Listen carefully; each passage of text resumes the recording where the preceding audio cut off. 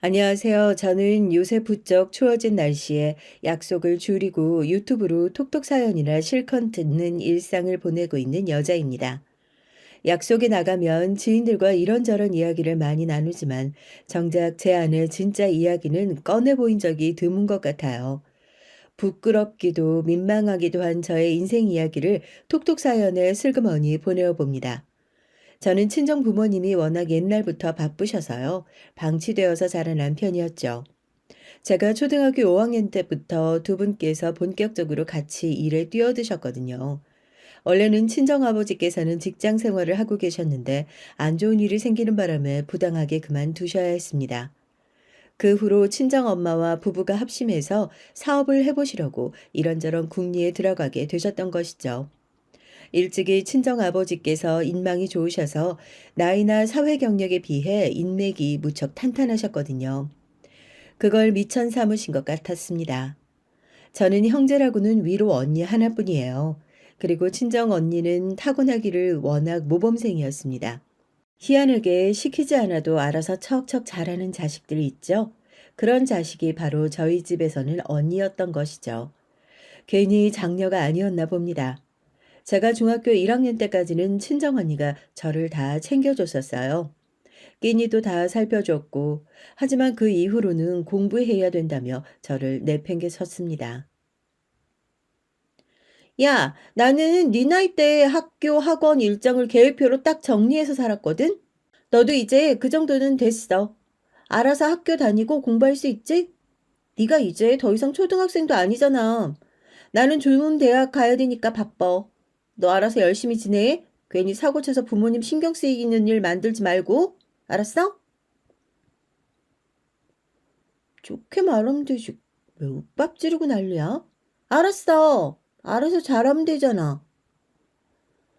아, 정수진, 쟤는 뭐 하나 잘하는 것도 없으면서 성질만큼은 왜 독보적인지 몰라? 내 동생이지만 진짜 앞길이 깜깜해 보인다. 그때 그 나이 때는 잔소리 조금만 들어도 쉽게 울컥하잖아요. 저도 그랬어요. 저를 향해 친정언니가 비아냥대니까 그게 그렇게 싫을 수가 없었습니다.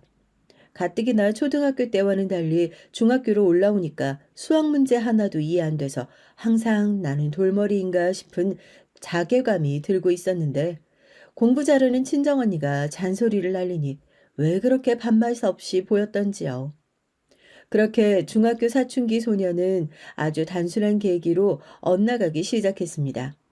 자식 키워보신 분들 그 자식이 중학교 2학년을 지날 때 어땠나요? 무난했나요? 별 사고 친 기억이 없는 자식이라면 여러분은 복 받으신 겁니다. 대개 사춘기 애들이 그 시점을 무난히 못 넘기고 횟가닥 가거든요. 친구들이랑 의미 없이 막 쏘다녔어요. 괜히 집에 들어가기 싫었습니다. 학원 안 가고 방황하는 제 모습이 이 시대 최고의 반항아 같았고 멋쟁이 같았습니다.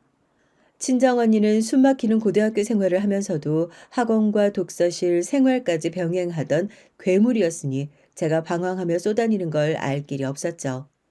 저는 알아서 잘 하겠다는 약속 따위 지키지 않았던 겁니다. 그러다가 기어이 중학교 3학년 올라가자마자 친정아버지께 싸대기를 맞았어요.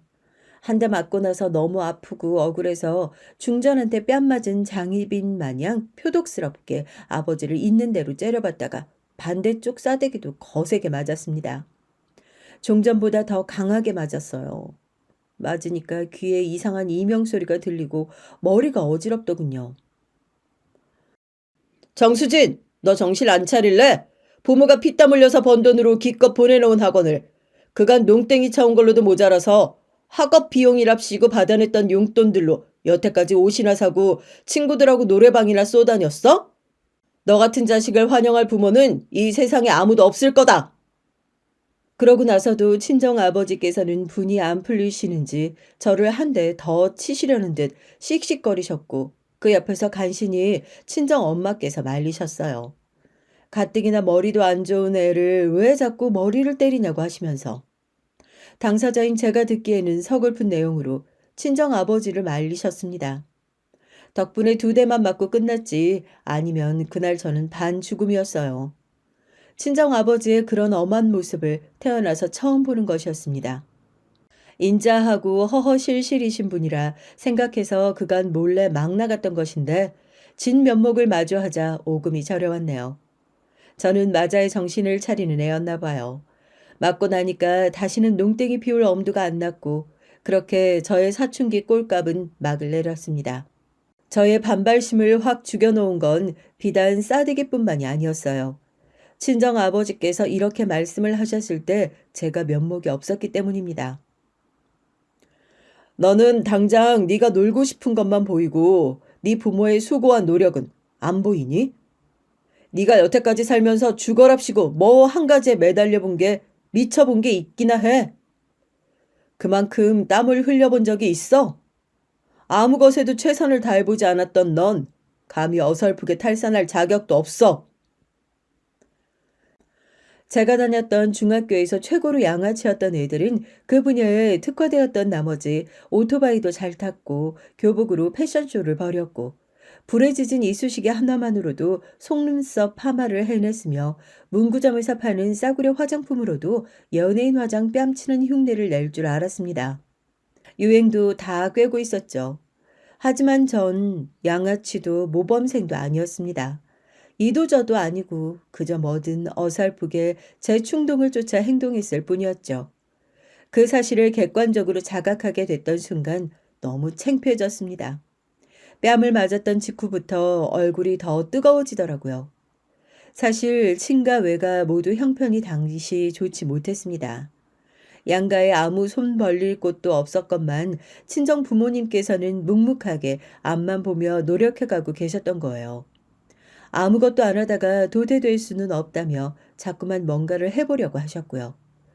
그런 친정 부모님의 모습을 제대로 알게 되자 저는 더 이상 철없는 생활을 이어갈 수가 없었습니다. 학원도 제대로 나가고 불필요한 용돈도 아예 안 받기로 했어요. 굳세게 마음을 먹은 뒤로 저는 한 가지 사실에 꽤 놀라고 말았습니다. 단순히 열심히 하는 것도 힘들더라고요. 매일 꾸준히 자습을 하는 것 자체가 벅찬 제 자신이 기가 막혔습니다. 책상 앞에 엉덩이 붙이고 앉아 있는 것도 타고나야 할 수 있는 건가 봐. 나는 왜 자꾸 문제집 앞에서 생각이 자꾸만 딴 데로 갈까? 혹시 여러분 중에서도 저 같은 경험을 해보신 분이 계신가요? 마음 먹고 공부하려고 딱 자리에 앉았는데 눈에 글자는 전혀 안 들어오고 정신만 산만하고 앉아 있는 것도 고역이셨던 분이요. 그러신 분이라면 저와 아마 동료이실 듯 하네요. 한동안 제가 스스로를 자책하면서 책상 앞에서 머리를 싸매고 있자 그 모습을 목격하신 친정엄마께서는 애가 외탁을 했나 보다, 자기 외가 식구들 닮았나 보다, 속상해서 미치겠다며 아버지께 하소연을 하셨고요. 그걸 듣고 저는 처음 깨달았어요. 공부머리, 체질, 성격 같은 것도 죄다 유전이라는 것을요. 친정언니는 처음부터 차분했고 조용히 공부하는 적성이었거든요. 공부하려고 시도해봤으나 여러 가지 요건 부족으로 저는 아주 간신히 턱걸이로 걸쳐서 인문계 고등학교를 진학하는 게 최선이었습니다. 그리고 친정언니가 우리나라에서 최고로 손꼽히는 명문대에 다니는 걸 그저 부러워했죠. 친정 부모님께서 일군 작은 사업장은 번듯한 기업으로 모양을 갖추기 시작했고 그런 두 분께 친정언니는 가히 어디 내놓아도 자랑스러워할 만한 자식이었습니다. 저는 경기도에 위치한 그럭저럭 괜찮은 4년제 대학교에 진학하는 것으로 만족해야 했죠. 다니는 동안 장학금을 받는다든가 하는 일은 일절 없었고요. 그저 그런 성적으로 졸업했습니다. 친정언니가 명문대에서도 훌륭한 성적으로 졸업하고 혈혈단신으로 미국으로 2년 유학도 다녀오고 각종 자격증을 취득한 것과는 정반대였죠. 한참 성인이 되고 난 이후에도 친정언니가 저보다 월등하고 저에게 잔소리를 해대고 저는 여러모로 부족하며 잔소리를 듣는 입장이라는 건 변함이 없었습니다. 하지만 제가 딱 하나 친정언니를 앞선 부분이 있었으니 그것은 다름 아닌 결혼이었답니다. 갑자기 웬 결혼이냐고요? 그럴 계기가 있었는데 저희 친정 부모님께서 회사를 운영 중이셨잖아요. 당연히 대학 나온 자식들이 부모님 회사에 들어가서 일을 하기 시작하는 게 자연스러운 수순일 테고요. 하지만 저는 중학교 때 친정언니한테 잔소리 좀 몇 번 들었다고 심사가 뒤틀려서 반항기를 시작했던 시절의 잘못을 비슷하게 답습하고 말았답니다. 괜히 거기 들어가서 일을 하기 싫은 거예요. 저와는 비교할 수 없을 정도로 훌륭한 재원인 친정언니가 거기에 들어가 있었으니 저마저 그곳에 간다면 사람들이 언니보다 동생이 너무 떨어지네라며 말을 할 것이 분명했어요. 그게 너무 싫었습니다. 그리고 다른 이유도 있었는데 친정 부모님께서 힘겹게 이 악물고 세우신 회사에 저라는 오점을 남기는 게 죄송스러워서 그랬어요. 냉정하게 저는 친정 부모님의 회사에 득이 아니라 실일 것 같았거든요. 매사에 최선을 다하고 살아오신 친정 부모님의 소중한 결과물에 저처럼 어중간한 인력이 들어가서 좋은 평균치를 떨어뜨리고 싶지 않았습니다. 이런저런 핑계를 대며 저는 작은 사무실에 취업해서 저의 첫 사회생활을 시작했었죠. 그런데 혹시 규모가 작은 사무직에서 일을 해보신 분이라면 알겠지만 그런 곳은 비밀이 없습니다. 동네에 사랑방이 따로 없었죠. 게다가 저 같은 미혼의 젊은 여자애가 신입으로 들어온다? 그러면 무조건 고참 기혼 여성들의 표적이 됩니다. 저는 입사하고 나서 정확히 이틀 후부터 왜 연애 안 하냐며 왜 결혼 안 하냐 이런 소리를 귀 따갑게 들었어요. 기혼자 상사분께서 소개팅을 주선해 주셨을 때 멍청하게 고개를 끄덕이고 말았죠. 애석하게도 저는 상사분께서 직접 주선해 주신 소개팅을 거절하지 못했고 자리에 나갔다가 그대로 코가 깨이고 말았습니다. 상대는 꽤 사는 집 자제였어요. 그때도 언뜻 들은 부분이었지만 옛날에 헐값에 사두었던 부동산이 그야말로 수지를 맞아서 집안에 돈이 좀 생긴 경우였다고 합니다. 제가 집이 좀 산다고 하니까 상사분이 그런 집의 남자를 얼른 저한테 붙여주셨던 것이죠. 그 남자는 전문대를 나와서 아주 그저 그런 중소기업을 다니고 있었어요. 하지만 집안 사정이 여유로우니까 신수는 훤했고요. 그런데 정말 대박이었던 게 뭔 줄 아세요? 제가 그 남자와 초면이 아니었다는 겁니다. 어딘가 익숙하다 싶었더니 제가 중학교 시절에 어설프게 방황하며 시간 낭비를 하고 있던 때 그때 노래방과 오락실 등지에서 몇 번 마주쳤던 사람이었어요. 양아치 놈들이 집 앞에 있기로 유명한 공고의 교복을 입고 있었고 명찰의 이름이 굉장히 특이해서 친구들과 봐두었던 기억이 선연했습니다. 그 남자와 사귀게 되었죠. 거의 운명이라고 여겼으니까요. 완전히 빠져들어서 금세 진지한 감정이 됐고 어느새 결혼까지 하게 됐던 거예요. 사실 제 친정 식구들은 한 목소리로 반대를 했었지만요. 어쩔 수 없이 제 결혼을 시켜주셨던 건 정말 부끄럽게도 제가 임신을 했었기 때문입니다. 남편과 저의 인연을 이어준 그 상사분에게 비싼 가방 하나라는 사례까지 하고 난 뒤 얼마 후 퇴사를 했었고 저는 태교를 하며 지냈죠. 근데 몇 주 뒤 병원에 정기검진차 가봤다가 안 좋은 소견을 들었어요. 유산 가능성이 있다는 것이었죠. 청천벽력이었고 그 후로 열심히 관리를 해보았지만 끝내 유산 판정을 받았습니다. 약물보다는 수술이 낫다고 해서 그렇게 했고요. 그런데 수술하고 나서 보인 남편의 반응이 정말 별로였어요. 저한테 왜 그렇게 우울해하냐면서 이미 벌어진 일은 어쩔 수 없다는 건데 죽상 좀 하지 말라는 식으로 말을 하더군요. 보는 사람까지 같이 우울해지는 것 같다면서 저한테 표정 관리를 하라고 했어요. 아기를 유산으로 잃은 사람한테 표정 관리라뇨? 시댁도 매 한 가지였습니다. 애 가진 여자가 얼마나 몸 관리를 허술하게 했으면 유산을 겪냐며 저를 질책하셨어요. 집안 형편이 어렵지 않다길래 그게 마음에 들어서 흔쾌히 허락하고 며느리로 맞았더니 너무 섣부른 결정이었다며 후회하고 있다는 말씀도 하셨죠. 제가 그런 소리를 듣고도 가만히 있을 수는 없었네요. 게다가 유산 후유증으로 너무 힘든 상태였는데 저를 향한 비난까지 들으니까 제정신일 수가 없었어요. 남편한테 선언했습니다. 네 가족들 죄다 내 앞에 한날 한시에 집합시켜서 나한테 사과를 시키든가 아니면 우리 이혼하든가 해. 둘 중 하나야. 뭐라고?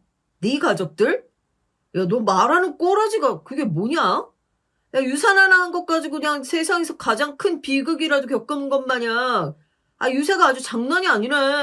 야, 너 진짜 이렇게까지 예민한 여자인 줄은 몰랐다. 피차 더 피곤해지기 전에 빨리 갈라서자. 당장 이혼해. 그놈이 양아치들이 많기로 유명했던 공고 출신에다가 허구한 날 오락실에 드나들었던 전적이 있다는 걸 제가 진지하게 고려했어야 했는데 섣불리 감정만 따라가다가 모든 일을 그르친 것이었죠. 어쩌면 그런 부모 아래서 태어나고 싶지 않아서 아기가 제 뱃속에서 자기 스스로 떠난 걸지도 모른다는 생각마저 들었습니다.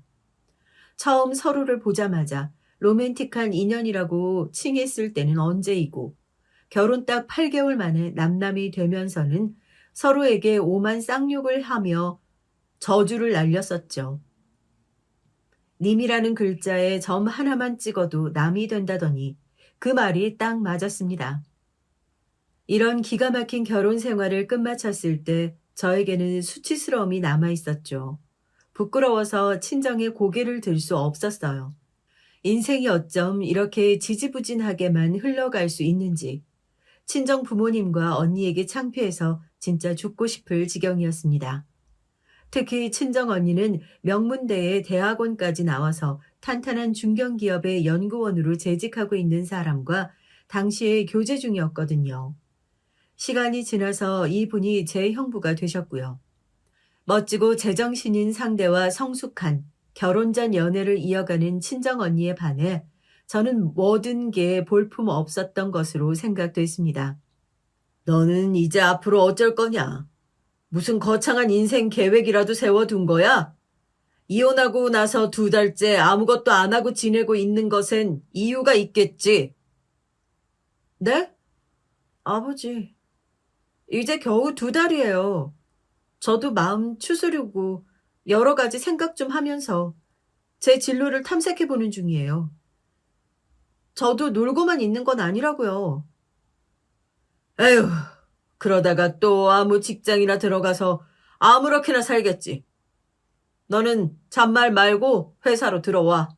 버틸 만큼 많이 버텼지 않냐? 이제 들어와라. 제가 가서 할 수 있을지 모르겠어요. 아버지. 솔직히 언니는 객관적으로 뛰어난 인재잖아요. 근데 저는 아니고요. 저라는 낙하산이 피해만 끼치게 되면 어떡하죠? 피해를 끼치겠지. 그건 당연하지. 걸핏하면 피해 덩어리를 불려대겠지. 뻔해. 네? 아, 그렇게 예상하시면서도 왜 저를 회사로 들이시려는 거예요? 단지 제가 아버지하고 엄마 딸이라서요? 왜? 낙하산이면 좀 어때? 그 낙하산이 피해만 만들어내도 뭐 어때? 그거 감당하려고 내가 회사 대표인 거야. 살면서 남에게 피해를 안 끼치고 사는 사람은 어차피 이 세상에 없는 걸 너는 모르는 모양이구나. 그런데 그때 친정아버지께서 저에게 건네주셨던 진솔한 말씀이 엄청 힘이 되었어요. 저는 항상 은연중에 나는 암만 해봐도 안 돼라며 스스로를 위축시키는 경향이 있었는데 이때 친정아버지와 대화를 나누었던 이후로는 그런 면모가 거의 사라졌습니다. 자존심이니 체면이니 아직 일어나지도 않은 일로 인한 걱정이니 하는 것들. 살아가다 보면 별로 쓸모없는 것들이더라고요. 친정 부모님의 회사로 들어가 말단 중에 말단으로 일을 시작했습니다. 초반 몇 달은 적응하느라 아무 정신도 없었던 듯 싶어요. 잠깐, 이러다가 내가 자리 잡고 나면 나한테 다시 결혼 이야기 같은 게 들어오는 거 아니야? 그리고 친정언니가 슬슬 결혼하고 싶다는 뜻을 부모님께 밝혀왔을 때 저는 괜히 심장이 쿵 내려앉았습니다. 섣불리 했다가 제대로 망했던 결혼 경험 때문에 저는 다시 결혼이라는 걸 하고 싶지 않았어요. 말단으로 시작한 일도 적응을 조금씩 거치며 재미를 붙이고 있었고요. 이대로 일만 쭉 하면서 살아도 될 것 같더라고요. 가슴 아픈 유산 경험 때문에 다시 임신을 한다고 생각해도 한숨이 나왔고요. 친정 부모님께 제 속내를 시원하게 밝혔습니다. 친정 언니가 결혼해서 행복하게 잘 살기를 바라며 저는 그걸 지켜봐 주고만 싶지 결혼 대열에 합류할 생각은 전혀 없다고 했네요. 그랬더니 두 분이 씁쓸한 표정으로 제 의사를 존중해 주겠다고 하셨어요. 나이가 들수록 느낀 게 어렸을 적에는 부모님께 불평 불만이 많았고 제가 어른이 되면 더 보란 듯이 잘난 사람이 되어줄 거라고 포부도 있었는데 막상 크고 나니까 부모님께서 정말 멋진 어른들이셨다는 게 체감이 되더라고요. 여러분도 그런 경험 있지 않으신가요? 어른이 되고 나니까 내가 우리 부모님의 반이나 따라갈 수 있을까 하는 생각이. 분명 저 말고 들어보신 분이 계실 거라고 믿어요. 아무튼 저는 결혼을 뒤로 한 채 일만 열심히 배우며 살았습니다. 그러니까 예비 신랑과의 만남은 제가 작정하고 그런 것이 아니었어요. 마음의 준비 없이 일어나는 교통사고처럼 어쩌다 보니 예비 신랑과 엮여서 고민 끝에 사귀게 되었고 진지하게 서로를 나누는 관계가 되었던 것이죠. 사귀던 도중에 결혼을 약속했었기에 호칭을 예비 신랑이라고 해볼게요. 예비 신랑은 제 과거를 다 아는 남자였습니다. 유산이나 이혼 같은 것들을 다 알고도 포용해 주었다는 것에서 100점 만점이었죠. 냉정하게 사는 형편은 딱 보통이었고요. 예비 신랑이 집안에서 독보적으로 혼자 어렸을 때부터 공부머리가 있는 편이었다네요. 그래서 집안 어른들의 예쁨을 많이 받고 자랐다고 했습니다. 하지만 예쁨을 그렇게 받고 자랐다는 사람치고는 성격이 뭐랄까 꽤나 쿨했어요. 너무 쿨해서 찬바람이 쌩쌩 불었죠. 하지만 기면 기고 아니면 아닌 그 성격이 저는 마음에 들었답니다. 여러분은 배우자나 연인분께 결정적으로 빠지게 된 계기가 있으셨나요? 저는 정확하게 있었어요. 중고 물품을 거래하는 아주 유명한 인터넷 카페 하나 있죠? 제가 거기서 80만 원을 사기당했습니다. 80만 원이라는 거금을 붙이고 거래 물품이 배송 오기를 오매불만 기다렸는데요. 일주일이나 기다렸다가 받은 택배 상자에는 쓰레기만 가득이었습니다. 그냥 쓰레기도 아니고 먹다 남은 치킨 뼈가 웬 말인가요? 모욕적이었죠. 여러분의 배우자가 사기를 당했다는 걸 알고 너무 분통해서 눈물을 흘리고 있는 상황이라면 여러분은 가장 먼저 어떤 반응을 보이실 거예요? 제 예비 신랑 같은 경우에는 저한테 이렇게 말을 했어요. 너 진짜 별걸 다 사기를 당하는구나. 하긴 웬 이상한 놈한테 사기 결혼 당했었으니 알만하다. 정말 못 봐주겠다. 한숨과 함께 혀를 끌끌 차면서 말을 하는 거예요. 차라리 아무 말도 안 하는 게 낫지 않나요? 너무 울컥해서 제가 화딱지를 내려고 했던 그때 예비 신랑이 저한테 대뜸 80만 원을 송금해 주었습니다. 사기당한 금액을 왜 저한테 보내주나 싶어서 어리둥절했죠. 사기꾼 놈 잡힐 때까지 너 2다리 못 벗고 잘까봐 내가 돈 보낸 거야. 사기꾼 잡히면 나는 그때 그놈한테 돈 받을게. 그러니까 너는 80만 원짜리 사기 당한 적 없다 생각하고 그냥 지내. 알았지? 그리고 너 이 다음에 나랑 결혼하면 집안 살림 마음대로 들여놓지 마. 사기당해서 옥장판 사고 다단계 화장품 사고 이럴까봐 미리 겁난다. 참나 뭐. 그때 제가 그런 예비 신랑의 모습에 마음이 스르르 풀렸던 거 아니겠어요? 뿐만 아니라 예비 신랑이 그 후로 무척 잘생겨 보였습니다. 평소에 참새같이 생긴 얼굴상이라고 생각해 왔었는데 갑자기 늠름한 독수리 같은 인상으로 보였으니 말 다 했죠. 결국 그 사기꾼 놈이 잡히기는 했는데 정과가 하도 많았던 놈이어서 이래저래 복잡했고 돈은 못 돌려받은 채로 그 사기꾼 놈이 감옥 가는 과정을 지켜본 게 다였습니다. 제가 예비 신랑한테 농담조로 80만 원 다시 토해내야 하냐고 하니까 자기는 벼룩의 간을 빼먹을 생각이 없다고 저에게 대답을 했죠. 그런 면모가 정말 남자다운 남자여서 결혼하기로 약속을 미리 했던 건데요. 약간의 문제가 있다면 우선 제가 집안 형편이 어렵지 않다는 표현으로 수중에 돈이 좀 있는 사람임을 애둘러 표현을 해놨었을 뿐 가족회사에 다니고 있는 중이라고는 안 밝혔다는 점이 있었고요. 다음으로는 예비 신랑이 변호사가 되기 위해 준비 중이라는 점이었습니다. 예비 신랑은 원래 꿈이 변호사였대요. 그런데 상황들이 이래저래 항상 여의치 않았기 때문에 줄곧 평범한 직장 생활을 하고 있었던 겁니다. 변호사가 되기로 아예 작정을 먹은 건 저를 만난 뒤였죠. 제가 자꾸만 해보라고 용기를 불어넣어 주었거든요. 저는 예비 신랑을 만나면서 영영 잃어버린 줄 알았던 결혼에 대한 긍정적인 마음을 다시 찾았기 때문에 저도 무언가 상대에게 좋은 영향의 변화를 일으켜주고 싶었어요. 변호사 준비에 매진하려면 당연히 일을 그만둬야만 했죠. 죽기 살기로 매달려도 될까 말까 한 게 변호사라고 했으니까요. 저는 슬프게도 공부와 썩 인연이 없는 두뇌였지만 공부에 일가견이 있는 사람이라면 한 명 알고 있었습니다. 제 친정언니요. 야, 너는 남들보다 훨씬 더 뒤통수 잘 맞고 살 팔자로 보이는 거 너도 그 나이쯤 먹었으면 실감이 되지?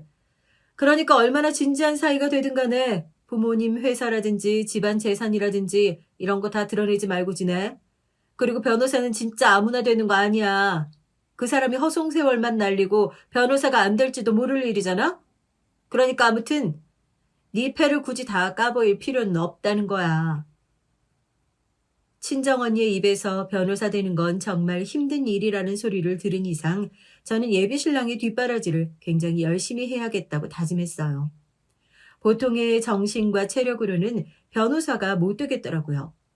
게다가 예비 시댁은 아들의 꿈을 믿고 응원이나 못 해줄 망정 변호사 준비하는 동안에 그럼 돈은 어디서 어떻게 벌 거냐며 그 걱정이나 하고 돈 타령이나 해댔거든요. 제가 아니면 예비 신랑은 변호사 도전을 꿈꾸기가 정말 어려운 형국이었어요. 우리 아들하고 만나는 아가씨가 그쪽이에요? 둘이서 결혼까지 이미 약속을 했다던데. 그러면서 대체 우리 아들한테 얼마나 헛바람을 많이 넣었으면 우리 아들이 멀쩡히 잘 다니던 회사를 왜 때려치우냐고? 아휴, 여자 하나 잘못 사귀어가지고 우리 아들 인생이 망신당하게 생겼네. 그것도 개망신. 그 모친께서는 저를 보자 분통을 터뜨리셨어요. 가슴을 퍽퍽 치기도 하셨죠. 저 때문에 예비 신랑이 그릇된 방향으로 가게 됐다고 여기시더라고요. 그런데 말끝마다 어쩜 그렇게 우리 아들 소리를 해대시던지 제가 듣기로는 예비 신랑이 자라는 동안 특별하게 지원을 해주신다거나 큰 도움을 주신 적이 없던 걸로 아는데 워낙 악바리 정신으로 혼자 다 해낸 예비 신랑에게서 떨어지는 콩고물에는 무척이나 관심이 지대하신 것 같아서 제 기분이 싱숭생숭하더라고요. 적어도 제 친정 부모님께서는 부족한 작은 딸 때문에 걱정을 하셨을지언정 당신들께서 저에게 무엇을 얻어내려고 하는 분들이 아니셨으니 예비 신랑의 입장이 낯설게 보이기도 했습니다. 제가 얼마나 팔자 좋은 집안에서 나고 자랐는지 하는 것도 새삼 실감이 됐고요. 부모님 관심 좀 못 받고 컸다고 해서 불평불만을 가졌던 어린 시절이 오랜만에 부끄럽기도 했습니다. 저는 예비 시어머니 되시는 분을 뵙고 나서 제가 더욱 적극적으로 예비 신랑을 지지해줘야겠다고 생각했어요. 제가 일을 꾸준히 다녔고 그러는 동안 예비 신랑은 변호사가 되기 위해 열심히 하루하루를 보냈죠. 그런데 몇 달을 지나자 예비 신랑은 내심 불안한 속내를 드러냈습니다. 아, 너무 늦은 도전은 아니었을까? 진작 이렇게 했어야 했는데 이제 와서 내가 헛물만 켜고 있는 건 아닐까 싶다. 늘 강인하고 꿋꿋해 보이던 사람도 나약해질 때가 있다는 것을 저는 이때 처음 알게 되었어요. 힘들어했고 무척 막막해했죠. 저는 어느 순간에는 끌어넘치던 자신감이 갑자기 확 하락해서 아무것도 못할 정도가 되기도 했죠. 예비 신랑은 20살 나이부터 자취를 해왔고 워낙 독립적인 성격의 사람이었습니다. 그래서 본인 스스로도 외로움을 안 타고 스트레스도 별로 안 받고 딱히 힘든 것도 잘 모르며 사는 사람인 줄 알았다니까요. 그런데 이건 아닌 것 같아. 얼마 전에 친구놈이 직장에서 지난주에 승진했다는 걸 알게 됐는데 미치겠더라고. 예전 같았으면 그런 소식 들어도 눈 하나 깜짝 안 했을 테고. 그래? 야, 잘됐다. 정말 축하한다. 이렇게 인사를 해줬을 텐데. 그게 안 되더라. 내 마음이 복잡했어. 이런 내 자신이 너무 못나서 미치겠다. 나 이제 어떡하냐? 이러다 변호사고 뭐고 다 실패하는 거 아닐까 싶어. 예비 신랑이 그런 심적 방황을 하고 있을 때 그 가족들은 아무런 도움이 안 됐습니다. 변호사가 되기 힘든 것 같으면 하루빨리 공부하는 걸 때려치우고 안정적인 직장이나 다시 구하기를 바라며 예비 신랑이 주는 용돈을 기다리고만 있는 사람들이었으니까요. 예비 신랑을 단단히 붙들어준 건 저뿐이었죠. 너무 자책하지 마. 살면서 누구나 그럴 수 있는 거야. 나를 봐. 똑똑한 척은 다 하고 다니는데 뒤통수도 잘 맞고 어리버리하고 다혈질이고 감정적이고 못난 점 투성이잖아. 나라고 해서 주변에 이런 내 면모를 들킬 때마다 안 창피했을 것 같아? 절대로 아니야. 나 이혼했을 때 주변에 소문 다 났었는데 그때 쪽팔려서 한강물에 뛰어들고 싶었어.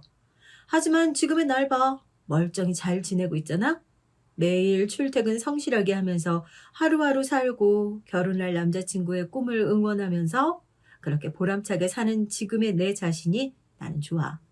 자기도 시간이 흘러서 이때 돌아봤을 때 그때는 정말 막막했지만 다 지나고 보니까 웃을 수 있는 과거가 됐다고 말을 하게 될 거야. 진짜 그렇게 될까?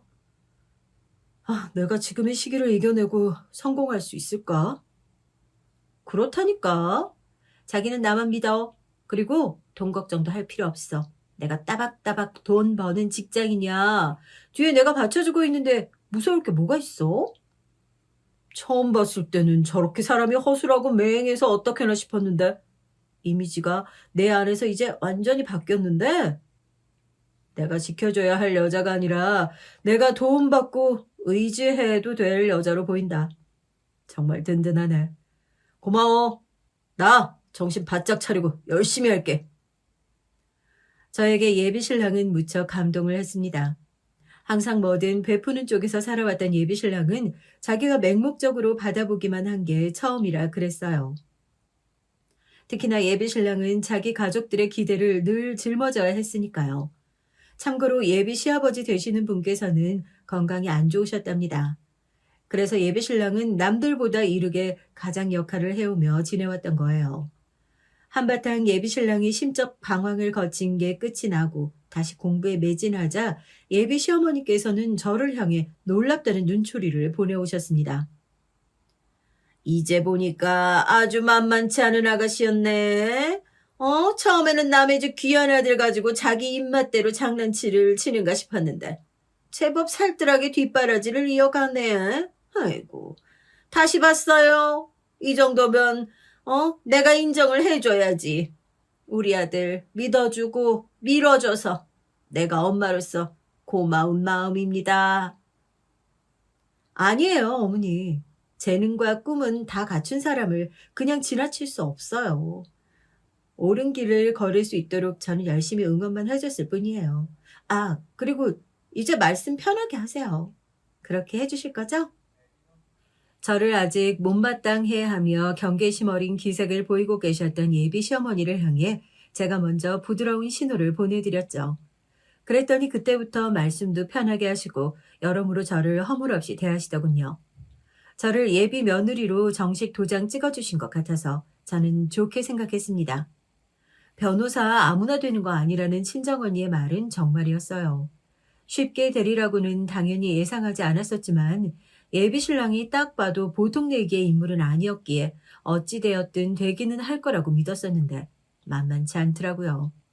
변호사 시험에 한 번 떨어지면 다음을 기약하며 또 피눈물 나는 인고의 시간을 보내야만 했으니까요. 주변 사람들을 초조하게 만들고 당사자의 애간장을 다 태우는 시험이었습니다. 예비 신랑이 변호사 시험 합격의 문턱에서 정말 아깝게 낙방이라는 고배를 마셨고 저는 묵묵히 다시 뒷바라지를 해주었어요. 예비 시어머니의 사촌언니 되시는 분께서 도중에 심장마비로 돌아가시는 큰 일이 있었는데 그때도 제가 장례식장에 가서 얼굴을 비추고 이런저런 일도 거들었었죠. 예비 시댁분들도 그래서 저를 거의 다 알고 있었죠. 제가 묵묵하게 열심히 예비 신랑의 변호사 준비 뒷바라지를 해온 것도 역시 모두 알고 있었고요. 그 앞에서 예비 시어머니께서는 목에 힘을 주셨습니다. 특히나 당신의 친정 식구들이 거의 다 얼굴을 비춘 현장이었기에 장례식이었을지 몰라도 자랑할 만한 기회를 온전히 놓치기란 아쉬웠던 모양이었죠. 아유, 우리 아들은 내가 낳았지만 정말 인류 최대의 미스터리다. 아니, 공부만 잘하든가 아니면 인물만 좋든가 뭐든 그냥 하나만 특출나도 될 일인데 뭐 하나 빠짐없이 고루고루 잘하더니 부모한테 효도하겠답시고 그 좋은 머리 썩히지 않고 변호사 시험 알아서 척척 준비를 하질 않나. 아니, 조선시대 조신한 처녀들보다 저렇게 더 지고지순한 여자를 만나가지고 뒷바라지를 받질 않나. 아유, 우리 아들이 이렇게 대단하니까 키를 쓰고 고된 뒷바라지를 하겠다고 자처하는 여자가 있을 수밖에 없지. 아, 내가 아들을 잘 낳아도 너무 잘났다. 큰일이야, 아주 큰일. 그런데 그 자랑을 가만히 들여다보면 결국은 돌고 돌아 본인 자랑이었습니다. 대략 어떤 유형의 인물이신지 그때부터는 제가 제대로 감을 잡았었죠. 어째서 예비 신랑이 어렸을 때부터 집안 어른들로부터 예쁨을 많이 받았음에도 무뚝뚝하고 초연한 사람으로 자라났는지 알 것 같더라고요. 확대 해석을 잘하시고 본인 공으로 상황을 돌리는 걸 좋아하시고 호들갑 떠시는 건 더욱 좋아하시는 모친의 영향이 지대했던 듯 싶었습니다. 변호사 시험 때문에 시기가 기약이 없어졌을 뿐 결혼하기로 사실상 정해져 있던 사이였기 때문에 저는 예비시댁의 이모저모의 얼굴을 비추고 일도 하고 그러면서 지냈어요. 그러면서 제 친정에도 예비신랑이 변호사 시험을 다 끝내는 대로 결혼할 거라고 막연히 예상을 하게 됐고요. 제 친정과 예비시댁의 차이가 있었다면 변호사 시험의 합격 유무를 따지는 것이었습니다. 그렇다면 혹시 제 친정에서 예비신랑이 변호사 못 되면 결혼도 못한다고 엄포라도 놓았냐고요? 아니요. 놀랍게도 아니었습니다. 친정 부모님께서는 결혼에 관해서는 제가 이제 관심도 없고 자포자기로 살 줄 알았는데 다시 짝을 찾았다는 것에 기뻐하시면서 사위가 변호사이든 말든 상관없다고 여겨주셨거든요. 그런데 희한하게 예비시댁 쪽에서는 변호사 시험 결과에 신경을 기울였어요. 우리 아들을 살뜰하게 뒷바라지 해주고 여태까지 배신 안 하고 곁을 지켜줘서 정말 고맙구나. 그런데 설마 우리 아들이 변호사가 끝내 못 되면 그때 돼서 필요 없다고 휙 버리는 거 아니겠지? 그때 가서 우리 아들 배신 때리면 재미없는 줄 알아. 애초에 네가 꼬드겨서 변호사 하겠다 합시고 우리 아들이 지금 여태 저러고 있는 건데. 네? 아니에요. 그럴 리가요. 저는 애초에 변호사가 되고 싶은 남자를 만났던 게 아니라 평범하게 직장 생활하는 남자를 만났던 것뿐인걸요? 자기의 오랜 꿈을 향해 도전하는 모습이 좋을 뿐이에요. 만약에 변호사가 못 된다고 하더라도 제 마음이 식진 않을 거예요. 상관없는 얘기니까요. 그러냐? 네가 생각 외로 정신머리가 똑바로 박혀 있구나. 부디 지금 그 말이 입 바른 소리만이 아니었기를 바라마. 그런데 너 돈은 좀 있냐? 사는 형편이 원체 어렵지는 않다고 들었는데 일을 연봉 많이 받고서 다니는 건 아니잖아. 돈은 어떻게 좀 모았어? 아, 열심히 직장 생활하면서 그만큼 열심히 모으고 있습니다. 제가 돈 관리는 잘 하는 편이라서요. 그래. 자신이 있는 모양이구나. 다행이다. 네가 비록 중소기업 나부랭이라 다니고 있지만 우리나라에 널린 것이 중소기업이고 뭐 드물게 중견기업과 대기업까지 능력만 된다면 다들 중견기업하고 대기업 다니고 싶겠지. 하지만 능력이 받쳐주는 사람은 내가 너무 잘 나와놓은 우리 아들 정도로 무척 드문 경우니까. 나는 그런 사실을 잘 아는 유식한 사람으로서 너를 후하게 평가하는 중이다. 나처럼 생각이 깊고 개념이 상당히 갖추어진 시어머니를 만나게 된 거를 너는 행운이라고 생각해야 돼. 예비 시어머니의 화법은 제가 이제 꽤 들어봤고 적응도 다 마친 상태였기 때문에 별로 진지하게 생각하지 않았습니다. 듣는 사람의 어리 빠지는 말씀을 아무리 하셔도 저는 그저 저분이 자아도취를 또 하셨구나 이렇게 생각하고 말았죠. 제가 하도 수더분한 반응을 보이니까 나중이 되어서는 예비 시어머니께서도 제 앞에서 별 말씀은 안 하셨던 것 같아요. 그래서 저는 설마 그분이 시간이 지나 제 속을 뒤집어 놓으실 줄은 몰랐습니다. 속 뒤집어지는 그때가 되기 이전에 제가 예비시댁의 또 다른 인물과 엮인 것이 먼저였죠. 예비신랑은 외동이 아니었거든요. 그 여동생, 저에게는 예비 시누이 되는 인물이었습니다. 아주 골 때리는 사람이었어요. 남매가 성향이 아주 달랐죠. 예비 신랑이 현실주의자라면 예비 시누이는 이상주의자였습니다. 아이씨, 항공사들 죄다 눈이 삐었나? 왜 자꾸 나를 승무원 채용해서 불합격시키는 거야? 이제 지원할 항공사도 아예 안 남았는데. 안 되겠다. 옷 파는 쇼핑몰에서 모델 일을 하면서 경력 쌓아야지. 언니 생각은 어때요? 제가 쇼핑몰 모델을 하면 그 경력이 승무원을 지원하는 데 도움이 되겠죠? 글쎄요. 그게 그렇게 연관이 있는지는 제가 잘 모르겠는데. 그쪽이 문외한이라서요. 하긴 그 나이 되도록 언니는 중소만 전전하면서 일이나 해오셨죠? 뭘 아시겠나 싶네요. 근데요, 쇼핑몰 모델하다가 연예인으로 빠지는 건 어떻게 생각해요? 가능성이 있겠죠? 어떻게 생각하기는 뭘 어떻게 생각합니까? 문외한이라고 대답을 했는데도 막무가내였죠. 예비 시누이는 이런 성격이었습니다. 말을 할 때 뇌를 거치고 말을 해야 하는데 입에서 그냥 막 뱉었어요. 신체 조건도 괜찮고 얼굴도 제법 예쁘장했는데 왜 자꾸 승무원 시험에 떨어지는지 알 것 같더라고요. 예비 시댁에 가서 밥을 함께 먹었을 때 목격했던 건데 예비 시아버지가 되시는 분께서 밥상 앞으로 오시자마자 아직 물컵이 안 보인다고 말씀을 하셨거든요. 물컵 좀 내놓으라는 말을 그렇게 하셨는데 그 의미가 뭐겠어요. 여러분이 만약 이 상황에서 그 요청을 받은 예비 시누이가 됐다고 가정해보면 어떻게 행동하셨을 건가요? 당연히 컵에 물을 받아서 가져다 드리지 않겠어요? 하지만 예비 시누이는 컵만 가져왔습니다. 물컵만 갖다 드리고 짜증을 내시는 본인의 부친을 향해 물 떠달라는 요청은 따로 없었잖아요 라고 받아치더군요. 이런 판국인데 무슨 승무원을 하겠어요. 혹시 순수악이라고 들어보셨나요? 어린아이들은 악의가 없기 때문에 순수한 마음으로 나쁜 짓을 할 때가 있다고 해요. 이런 게 순수악이라고 하던데 예비 시누이가 딱 그랬습니다. 그리고 이런 인물에게 저는 제 과거를 털어놓는 실수를 저지르고 말았죠. 딱히 악의가 없고 말을 막 할 뿐이라는 걸 알고 나자 예비 시누이가 꽤 괜찮은 사람으로 느껴져서 어느 날 예비 시댁 근처의 카페에서 따로 커피를 마시게 됐을 때 이런저런 대화를 나누다가 제 과거를 궁금해하는 예비 시누에게 말을 해버렸던 거예요. 결혼 전적, 유산 이야기 이런 걸 말이에요. 그때 굳이 왜 예비 시댁을 갔었는가 하면 예비 신랑이 변호사 시험을 다 친 직후였기 때문입니다. 예비 신랑은 합격을 예감하며 표정이 밝았고 모두가 좋은 시간을 보냈었죠.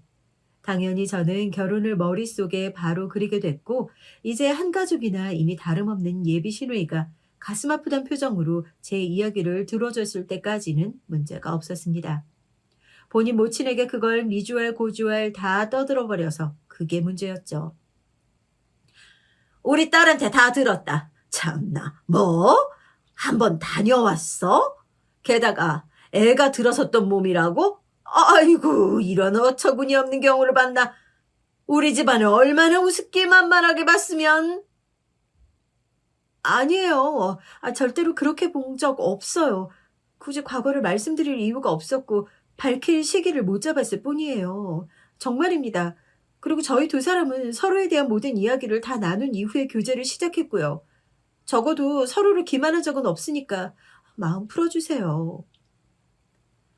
저는 제가 말을 그렇게 조리 있고 차분하게 할 줄 아는 사람인 줄 몰랐네요. 예비 신랑을 만나면서부터 제가 계속 빠른 변화를 해온 것 같았어요. 변호사가 될 남자를 만나느라 그랬나 봐요. 제가 정중하게 말씀을 드리자 예비 시어머니께서는 씩씩거리면서도 화를 꾹 참으셨고 몇 달 후 예비 신랑은 당당하게 변호사가 되었습니다. 모든 게 다 잘 되어가는 줄만 알았어요.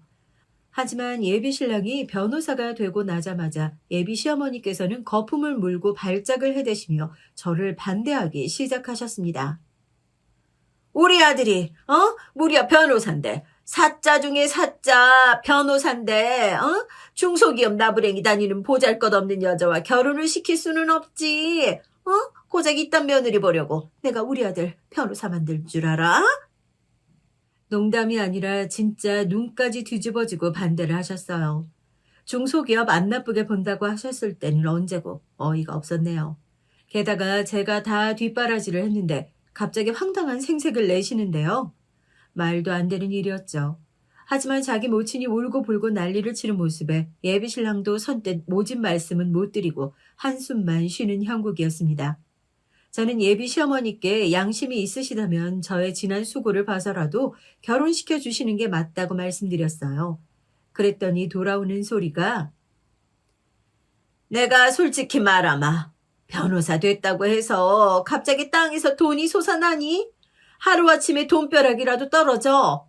앞으로 잘 풀릴 미래를 보고 사는 것이고, 응? 당장에 돈이 생겨나는 것도 아닌데 어떻게 너 같은 거하고 결혼을 시키겠니? 응?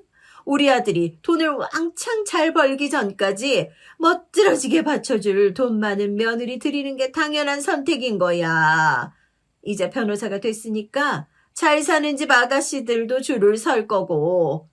너처럼 한 번 다녀와가지고 그 온몸이 더럽혀진 여자는 영원히 굿바이 하고 싶구나. 굿바이. 너야말로 양심이 있다면 우리 아들 옆에서 떨어져. 뒷바라지 어쩌고 지랄을 떨 거면 그 뒷바라지 비용인지 뭔지 아는 거 계산해서 쳐줄 테니까 그거 먹고 떨어져. 그 소리를 듣고 제 이성이 뚝 끊겼습니다.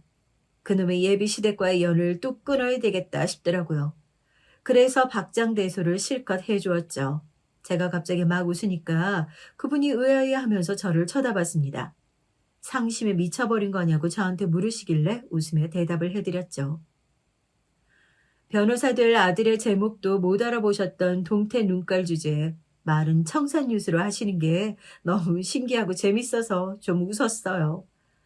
저 그냥 중소기업 나부랭이 다니는 거 아닌데요.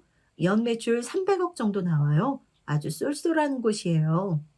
저 말하는 꼬라지하고는 이제야 본색을 드러내네. 응? 네가 계산이 안 되는 모양인데 거기가 연 매출 30억이든 300억이든 네 월급은 최대로 받아봤자 300만 원인데 대관절 무슨 소용이란 말이니.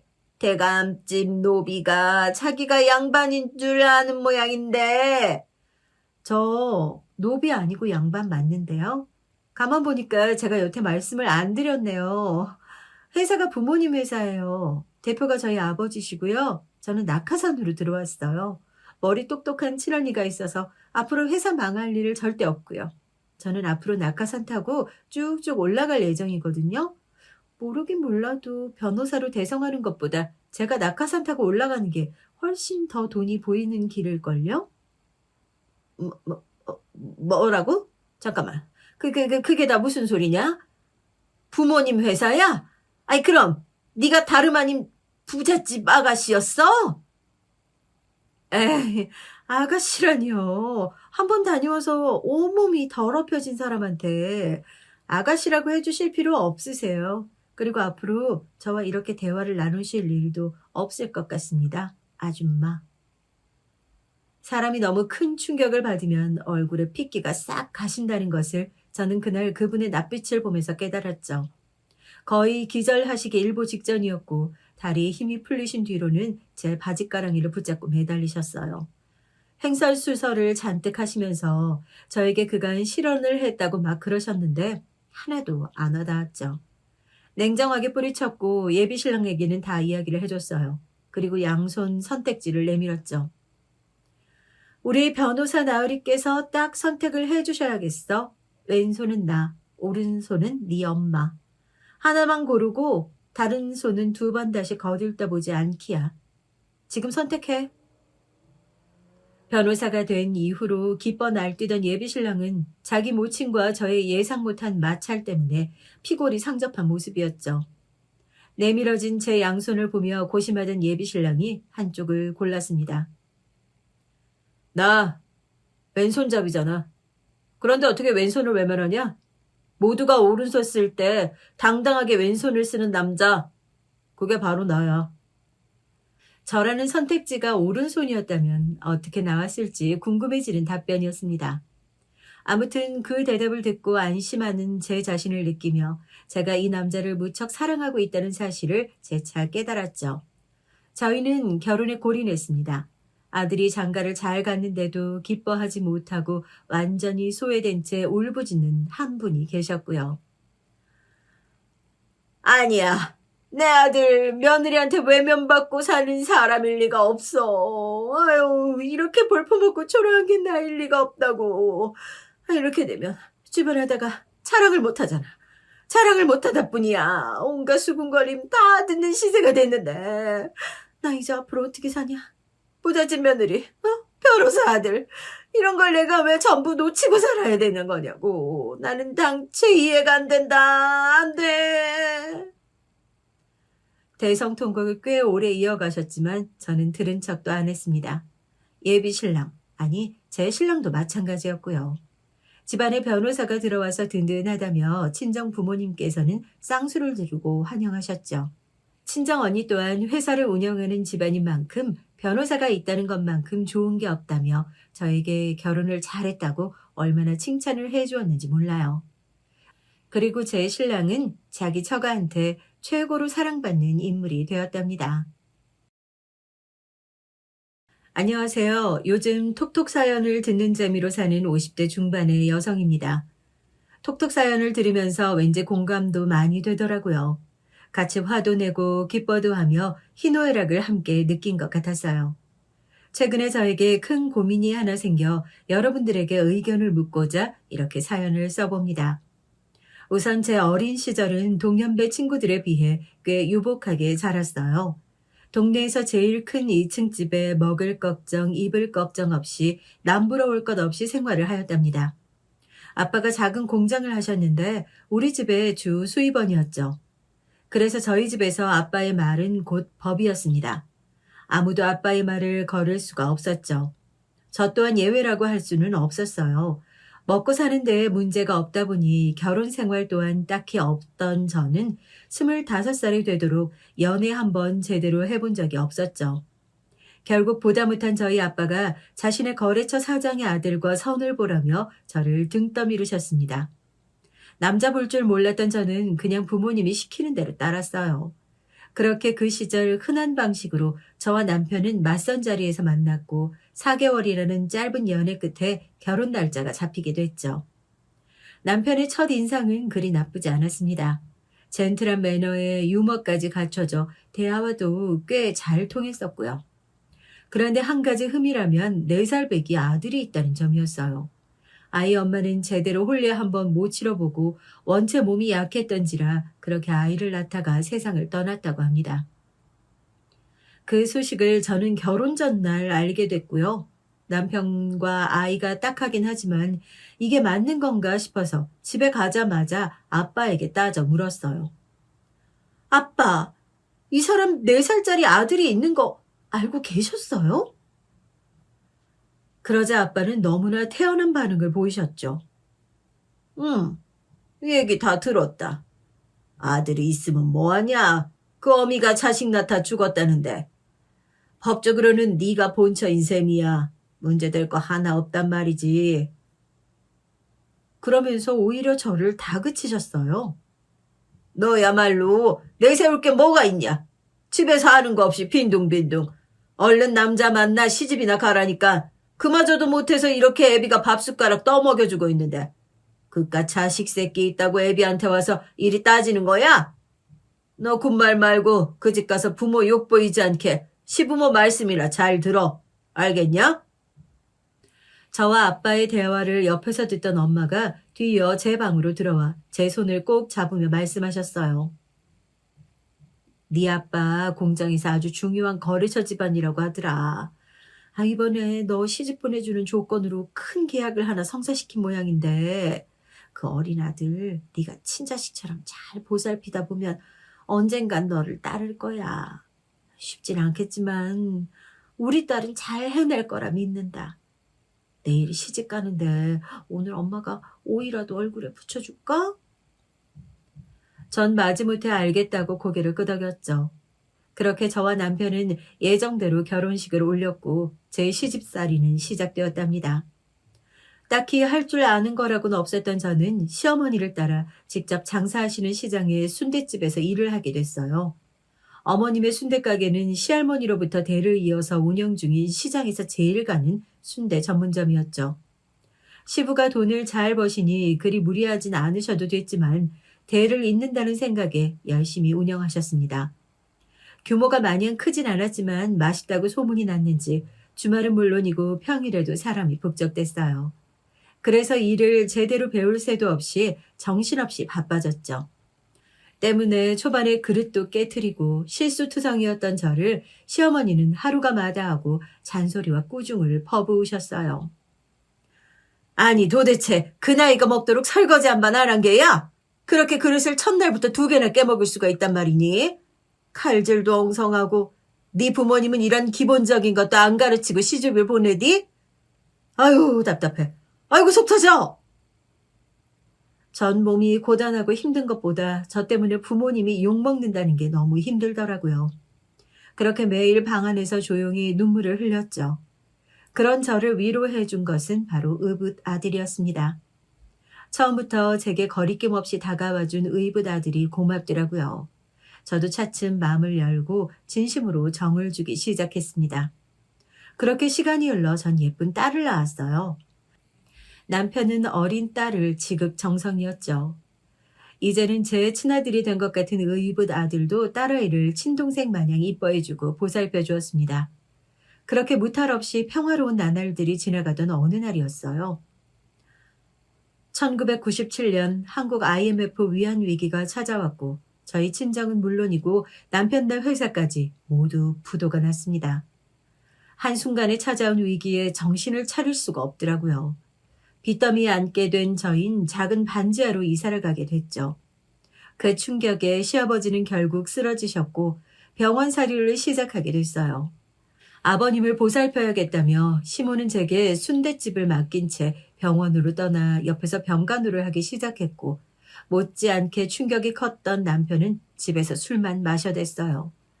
하는 수 없이 저는 손을 놓아버린 남편과 시댁 때문에 생계를 책임진 채 밤낮으로 순대를 팔아가며 가장처럼 아이들을 보살피고 아픈 시아버지의 병원비를 대야 했죠. 친정집도 타격이 컸던 터라 손을 벌릴 수도 없었어요. 그러다 어느 날 시아버지가 위독하다는 소리에 한달음에 병원으로 달려갔습니다. 제가 병원에 도착했을 땐 이미 아버님은 돌아가신 뒤였고 어머님은 바닥에 엎드린 채 울고 계셨어요. 뒤늦게 병원으로 온 남편도 이미 돌아가신 어머님을 보더니 털썩 주저앉더라고요. 초점 없는 눈빛으로 아버지 하며 부르는 게 꽤나 슬퍼 보였어요. 그렇게 3일의 짧은 장례식을 마쳤고 시모는 앞으로 시누이 집에서 살겠다며 아예 저에게 순댓집을 넘겨주셨죠. 이후로 전 어머님의 대를 이어 장사를 계속했습니다. 아버님이 돌아가신 뒤로 남편의 알코올 의존도는 더욱 높아져 갔어요. 그리고 이제 본 적 없던 폭력성까지 보이더라고요. 평소 순하던 남편은 술만 마시면 저를 때리고 욕하고 물건을 집어던지는 등 괴물로 변했죠. 일을 하고 돌아오면 술을 마시고 뻗은 남편을 피해 아이들의 방에서 잠을 청하곤 했어요. 행여나 술에 취한 채 남편이 깨어나기라도 한다면 다시 저를 향해 욕을 하며 폭력을 휘두를 테니까요. 그렇게 시간이 흘러 아들이 마의 사춘기 시기라고 하는 15살 때였어요. 아들이 같은 반 친구를 때려 제가 학교에 와야 한다며 담임 선생님께서 연락이 왔었죠. 전 그 말에 불이 나게 학교로 향했습니다. 당신이 얘 엄마야? 아니, 도대체 어떻게 자식 교육을 시키면 이렇게 우리 애를 만들 수가 있어? 죄송합니다. 제가 바쁘게 일을 하다 보니까 아이 교육에 신경을 못 썼어요. 정말 죄송합니다. 다친 아이의 엄마가 저를 향해 삿대질을 하며 고함을 질렀고 전 고개를 숙이며 사죄를 할 수밖에 없었습니다. 다친 아이는 눈가가 시퍼렇게 멍이 들어 있었고 입가도 터져서 시뻘건 피가 묻어있는 반면에 제 아들은 상처 하나 없이 깨끗해 보였거든요. 아니, 얘가 먼저 우리 집 반지하에 사는 벌레라며 시비 걸었어요. 그러자 아들이 억울하다는 듯 말했어요. 호준아, 얼른 친구랑 아줌마한테 미안하다고 사과해야지. 시비를 걸었다고 해서 친구를 때리는 건 옳지 않다는 교육이 필요하다 생각한 저는 아들의 뒷머리를 강제로 숙이게 했고 아들도 따라주는 듯 아무 말 하지 않았죠. 너, 네 엄마 보고 내가 봐주는 줄 알아? 알았어? 한 번만 더 우리 귀한 애들 때리기만 해 그냥. 겨우 분이 조금이나마 풀렸는지 그 아이 엄마는 자기 아들을 데리고 교무실을 나갔고 저도 선생님에게 인사를 하고 아들을 데리고 나왔습니다. 아들은 아직도 억울한지 씩씩대며 저만치 걸어갔고 전 다가가 아들에게 어깨를 토닥이며 손을 올렸는데 제 손을 뿌리치며 말하더라고요. 왜 내 편 안 들어주는 거야? 친엄마가 아니라서 그러는 거야? 걔가 먼저 시비를 걸어서 때린 것뿐인데 왜 내가 미안하다고 고개를 숙여야 하냐고. 호준아, 그런 말이 어디 있어? 친엄마가 아니라서 그런 거라니. 난 너희 아빠와 결혼한 순간 너는 내 친아들이다 생각하고 키웠어. 됐어. 앞으로 나한테 이래라 저래라 할 생각하지 마. 소리를 치며 말한 아들은 집으로 가는 길이 아닌 반대 방향으로 교문을 나가더니 제가 아무리 불러도 뒤 한번 돌아보지 않고 가더라고요. 전 아들의 말이 내내 걸렸습니다. 진심을 다해 키우고 있다고 생각했는데 아들이 그렇게 느끼고 있었다는 것에 꽤나 충격이 아닐 수가 없었어요.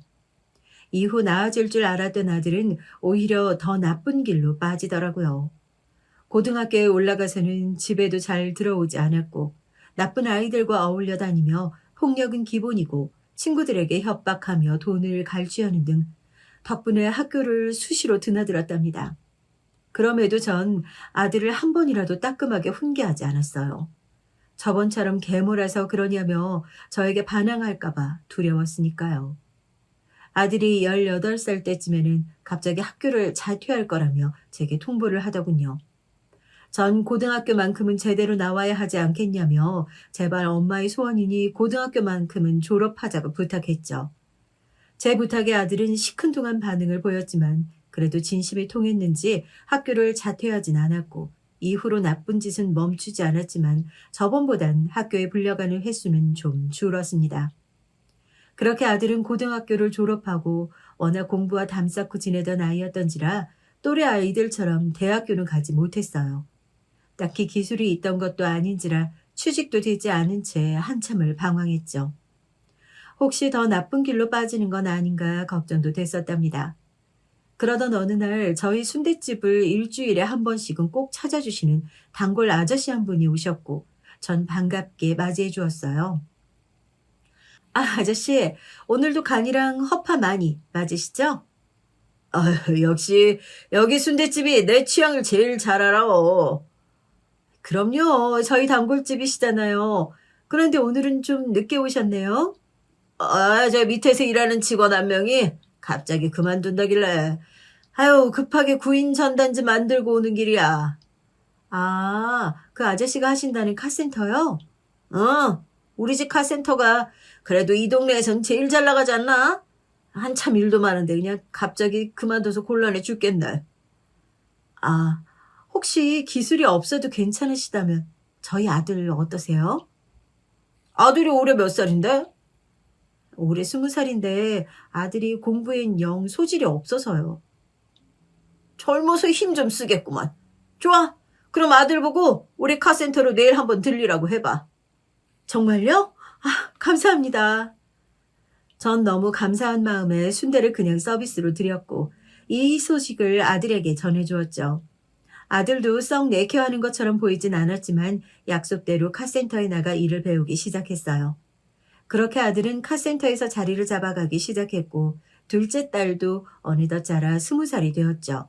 평소 말썽 부리던 아들에 비해 순했던 딸은 조용히 묵묵하게 자기 할 일들을 혼자 잘 헤쳐나갔어요.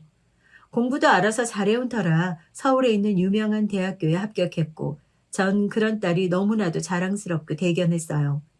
딸의 대학 등록금을 위해 열심히 일을 하고 있는데 엄마 나 사고 쳤어 라는 문자가 아들에게 날라왔죠. 또 무슨 일인 건지 가슴이 철렁하더라고요. 전 당장 아들에게 전화를 걸었습니다. 예, 사고 쳤다니? 그게 무슨 소리야? 내 여자친구가 임신을 했대. 나 어떻게 엄마? 뭐?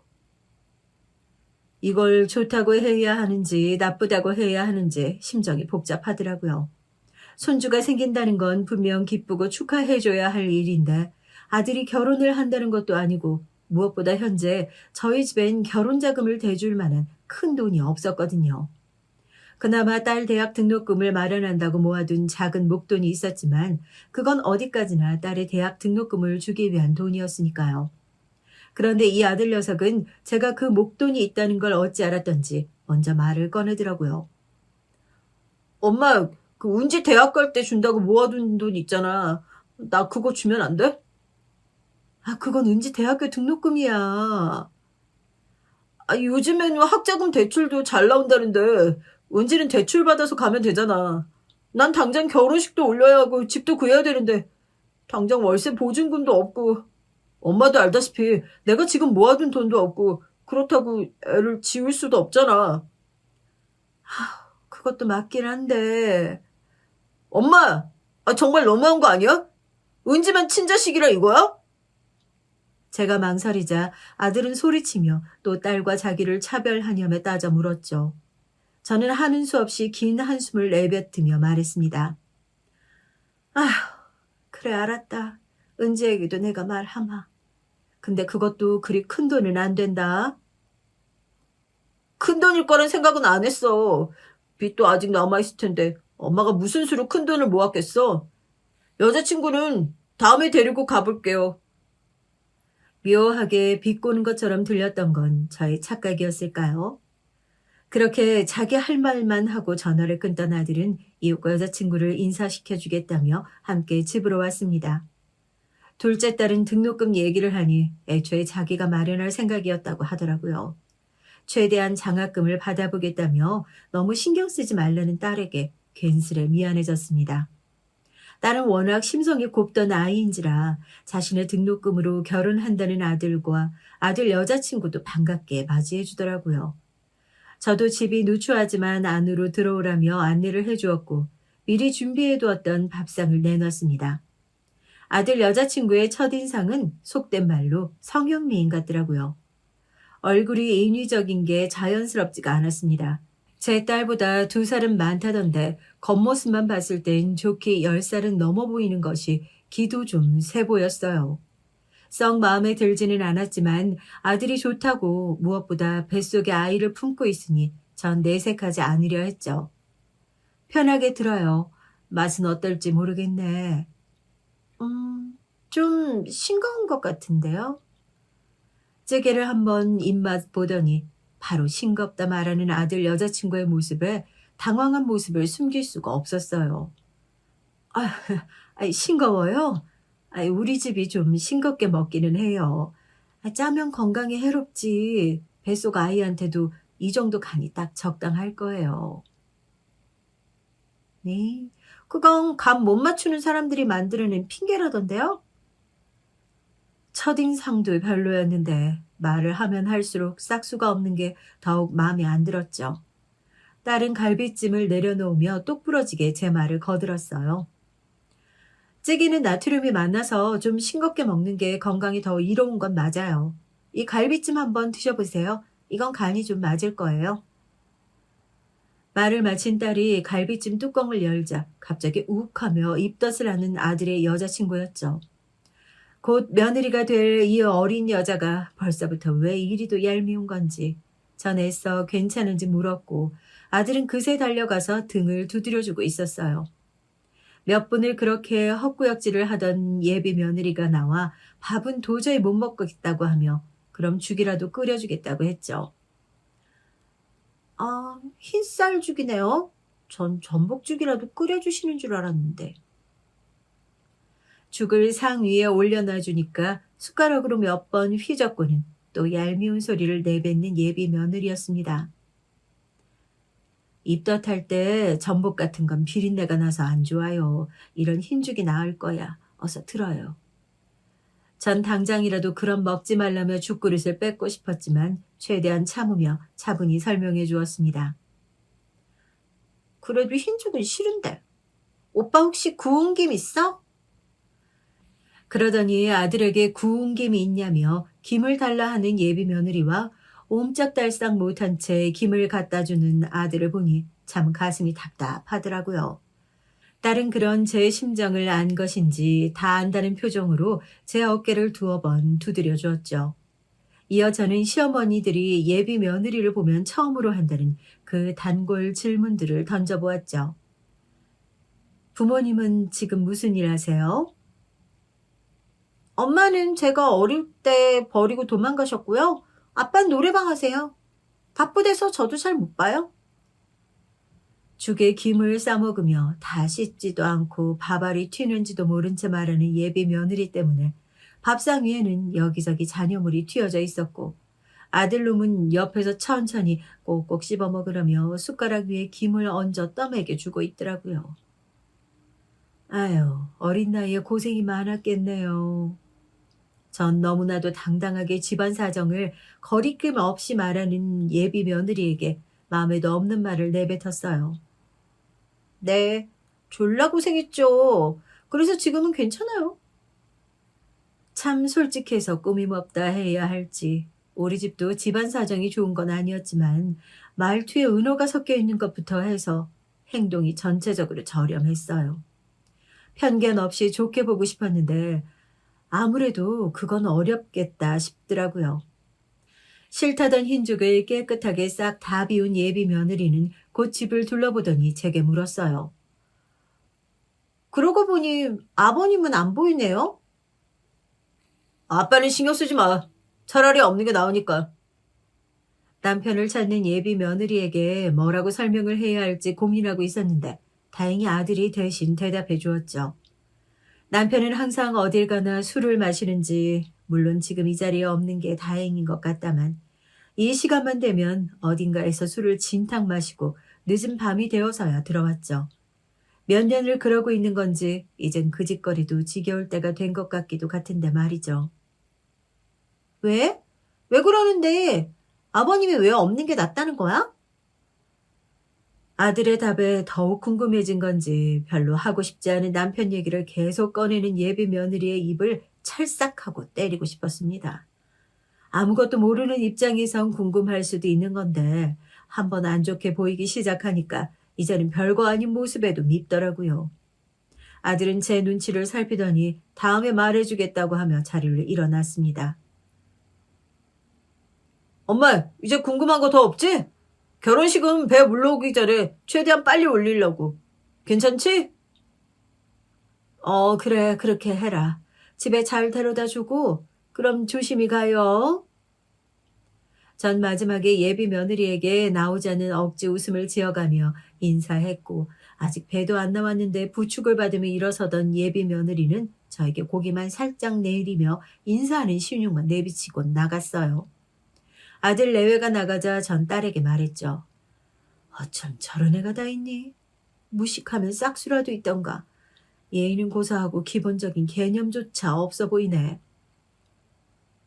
좋은 시어머니의 모습을 보여주고 싶었지만 제가 생각했던 것보다 너무 기대치가 못 미치는 예비 며느리 때문에 전 딸에게 예비 며느리 흉을 안 볼 수가 없었죠.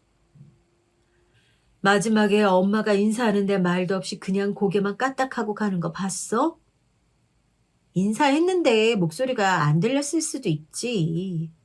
에휴, 아까 말하던 목소리는 쩌렁쩌렁하던데 안 들렸을 리가 있니? 그리고 또 뭐 간이 싱겁네. 갑자기 입덧을 해서 애써 죽 끓여졌더니만 전복죽 타령에. 아휴, 말하는 건 또 왜 그리 저렴한지. 엄마 그만해. 왜 자꾸 이 자리에 있지도 않은 사람을 뒤에서 흉보고 그래? 아, 엄마가 이런 걸 너한테 말하려면 누구한테 말하겠니? 너는 괜찮았어? 내가 괜찮고 안 괜찮고가 뭐 있어. 이미 뱃속에 오빠 아이가 자라고 있다는데. 근데 얘기 들어보니까 우리 집보다 집안 사정이 딱한 것 같은데 잘못 배워서 그런 거 아닐까? 좋게 생각하자. 흉보는 저를 말리고 예비 며느리 편을 들어주는 딸 때문에 저는 더 이상의 말을 하지 않았어요. 그렇게 몇 주가 흘렀고 결혼식 날짜를 다음 달 중으로 잡았다며 아들에게 연락이 왔죠. 이 소식을 전 시어머니에게 전했고 손자의 결혼식과 곧 중손주도 본다는 말에 굉장히 기뻐하셨어요. 그리고 저에게 줄 게 있다며 통장 하나를 건네주셨죠. 이게 뭔가요, 어머니? 네 시아버지 사망보험금 나온 것 중에 일부다. 너희들 주려고 남겨놨던 너희들 몫이야. 진즉에 줬어야 되는데 내가 경황이 없었구나. 어머님, 정말 감사해요. 감사하긴 뭘. 네가 전에 시아버지 병원비도 냈다는 거 다 안다. 예전에 부도 난 것 때문에 남은 빚도 아직 못 갚았을 텐데 이걸로 조금이나마 너희들 살림에 보탬이 되면 좋겠구나. 그리고 은지한테 이 얘기 들어보니까 은지 아비는 아직도 술에 빠져 산다며? 네, 도통 고쳐지질 않나 봐요. 에휴, 자식들 생각도 해야지. 그놈은 늙어서도 애미 속을 썩이는구나. 네가 고생이 많겠지만 옆에서 잘 좀 봐줘라. 예전에는 지독한 시집살이에 시모가 가끔은 믿기도 했었는데 부도가 나 집안이 풍비박산이 된 이후로는 시어머니의 불같은 성질도 어느새 누그러져 있었죠. 덕분에 전 그 길로 은행으로 가 지금까지 저도 조금이라도 아껴가며 모아둔 쌈짓돈을 합해 빚을 모두 청산했고 홀가분한 마음으로 집으로 돌아가고 있었습니다. 그런데 누군가 현관 앞에서 서성이고 있더라고요. 가까이 가보니까 술에 취해서 비틀거리는 남편이었어요. 아우, 이 인간이 또 어디서 술을 이렇게 퍼마신 거야. 여보, 정신 좀 차려봐요. 전 인사불성이 돼버린 남편을 겨우 부축한 채로 방에 눕혔고 얼굴은 시뻘개진 채 비몽사몽 동공을 굴려대는 남편에게 말했어요. 당신 첫째 아들 다음 달에 장가 간대요. 곧 애도 태어난다는데 말이야. 할아비가 일이 엉망인데 손주가 퍽이나 좋아하겠다. 알아들을 리 없는 남편에게 정신 좀 차리라며 말하고 저도 곧 잠을 청했죠. 그리고 다음날 여느 때와 같이 일을 하려고 아침 일찍 일어났는데 웬일인지 저보다 먼저 일어나 있던 남편이 제게 말했어요. 당신 어제 한 말이 사실이야? 어제 뭐? 호준이 다음 달에 결혼하고 곧 아기도 태어난다는 말? 사실인가 보네. 그렇다니까. 근데 그거 물어보려고 아침 대바람부터 일어난 거예요? 아침부터 일어난 게 아니라 어제 그 말 듣고 술이 깨서 그때부터 안 잔 거야. 호준이 결혼식은 당신 혼자 다녀와.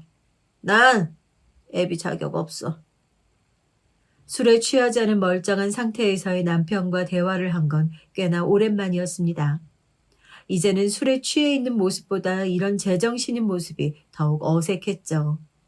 자아 성찰까지 하는 남편의 모습에 전 이때다 싶어서 말했습니다. 당신 이참에 술 좀 끊어. 어제 어머님한테 다녀왔어요.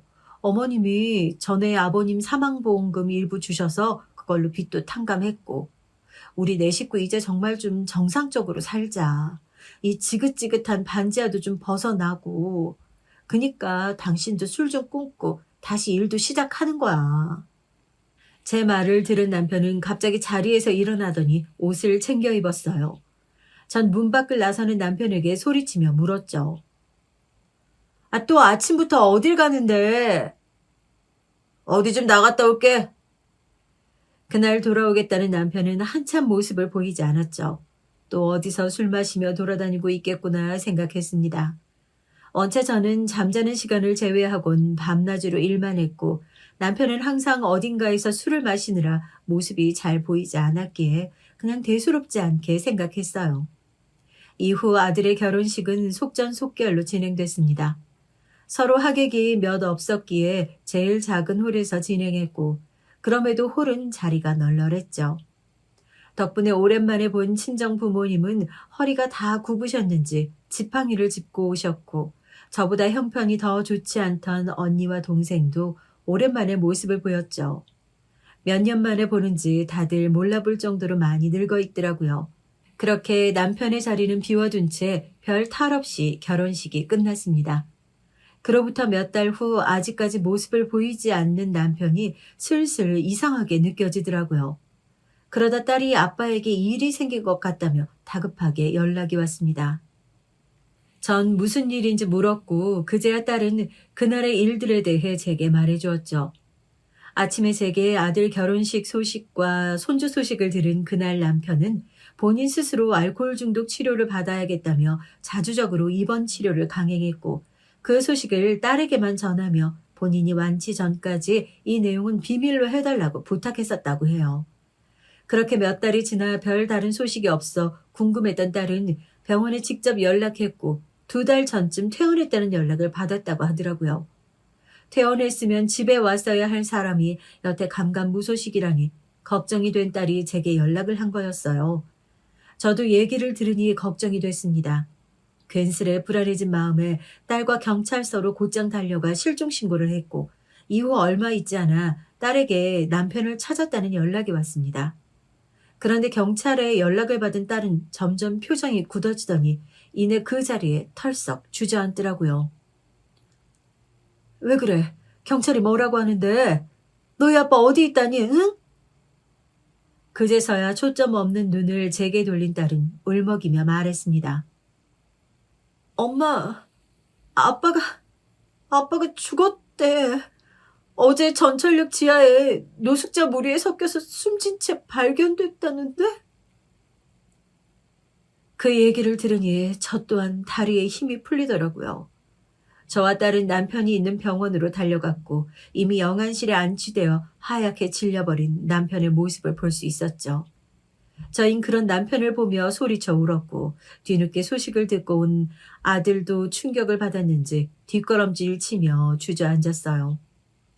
어제 노숙자분 신고로 바로 응급차에 왔지만 병원으로 이송 도중 남편은 세상을 떠났고 발견 당시 알코올 농도가 심하게 높았다고 하더라고요. 남편은 핸드폰도 없었기에 이후 바로 연락을 하지 못했다며 죄송하다고 병원 측은 전했습니다. 남편은 병원까지 가 치료를 받았음에도 이미 오랜 기간 알코올에 중독되어 있었던 터라 쉽게 끊기 어려웠고 그런 모습을 또다시 가족에게 보이고 싶지 않았던 것 같았어요. 그날 제가 그렇게 다그치지만 않았더라면 핸드폰도 없던 남편이 그렇게 나가지 않았을 텐데 괜한 죄책감이 들며 마음이 너무 아프더라고요. 그렇게 남편의 장례식은 조용히 치러졌습니다. 아들의 부고 소식에 신도 짝짝이로 신은 채 달려온 시어머니는 남편의 영정사진을 부여잡으며 오열하셨고 전 그런 어머니를 옆에서 달래며 함께 눈물을 훔쳤습니다. 그렇게 한참을 슬퍼하고 있는데 옆에 손님을 맞이하며 음식을 나르는 딸과 조문록을 정리하는 아들 사이로 앉아서 핸드폰을 하는 며느리가 보이더라고요. 이제는 제법 배가 부른지라 일부러 손님들에게 절하는 것도 제외시켜 주었는데 저렇게 세상 손 하나 까딱하지 않고 상전마냥 편히 있는 며느리에게 괜히 심술이 났어요. 예, 너는 아무리 임신했다지만 너무 손 놓고 있는 거 아니니? 배가 불러 거동이 불편하면 그냥 서서 육개장이라도 푸든가. 아무리 한 번도 본 적 없는 시아버지 장례식이라고 해도 너무하단 생각 들지 않니? 전 결국 참다 못해 남들이 쳐다보건 말건 며느리에게 소리쳤고 이어 며느리는 주변 눈치를 살피더니 울음을 터뜨렸어요. 그 소리에 아들이 달려와 제게 소리치며 말했죠. 아, 엄마 왜 애를 울리고 그래? 움직이기 불편하다길래 내가 앉아서 쉬라고 그랬는데. 말을 끝낸 아들은 며느리를 애기 달래듯 뚝 하는 소리를 내며 자기 소매로 눈물을 닦아주더라고요. 전 어이가 없어서 그 자리에서 굳은 얼굴로 아들을 바라봤죠. 그러자 며느리는 제가 앞에 있음에도 굴하지 않고 아들과 대화를 나눴어요.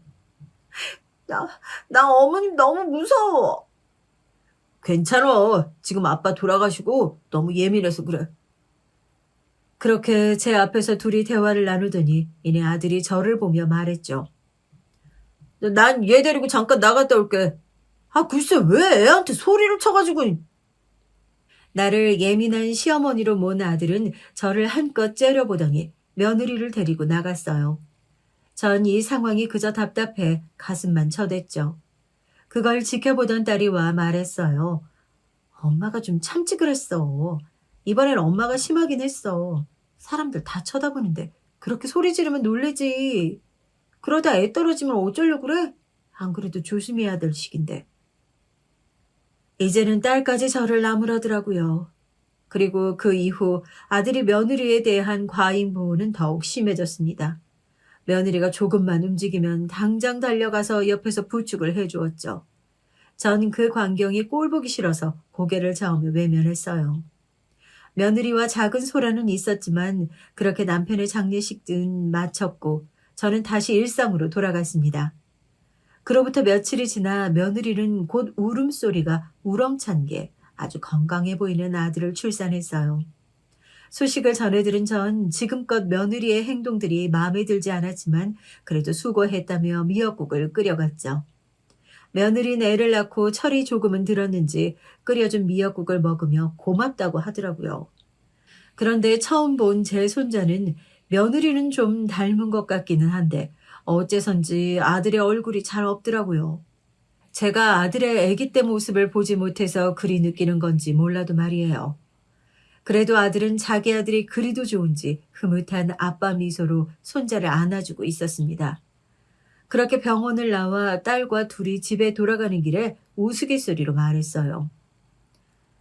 내 손자지만 뭔가 낯선 게 호준이도 안 닮은 것 같고. 혹시 남의 애인 거 아니냐? 엄마! 혹시라도 오빠는 세훈이 앞에서 그런 말 절대 하지 마. 아주 못하는 말이 없어. 아유 깜짝이야. 애가 그렇게 소리를 지르고 그래. 그냥 하는 소리지. 저는 소리를 지르고 말하는 딸 때문에 화들짝 놀라며 말했죠. 그냥이라도 그런 말이 어딨어? 그리고 내가 봤을 땐 오빠 조금 닮은 것 같던데? 괜히 그래. 엄마, 새언니 좀 그만 미워해. 딸의 말에 진짜 제가 괜히 며느라기가 안 좋게 보이고 있기 때문에 제 손주도 낯설게 느껴지나 싶었습니다. 영 틀린 말은 아닌 것 같아 반박할 수가 없었죠. 그렇게 제가 침묵하자 저의 눈치를 살피던 딸은 오늘 순댓집에서 저를 도와주겠다고 하더라고요. 지금껏 딸은 처음에 말했던 것처럼 스스로의 힘으로 대학을 다니며 저녁엔 종종 저를 도와 알바를 자처해 주었어요.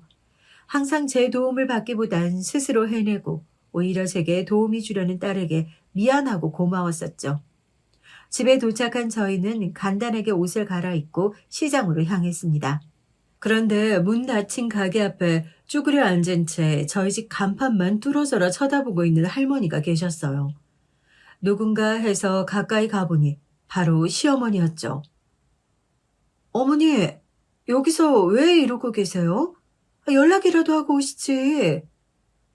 전 시모를 부축하며 일으켰고 딸은 옆에서 가게 문을 열고 있었어요. 아줌마는 누구야? 그러자 들려온 대답에 전 순간 어안이 벙벙해졌죠.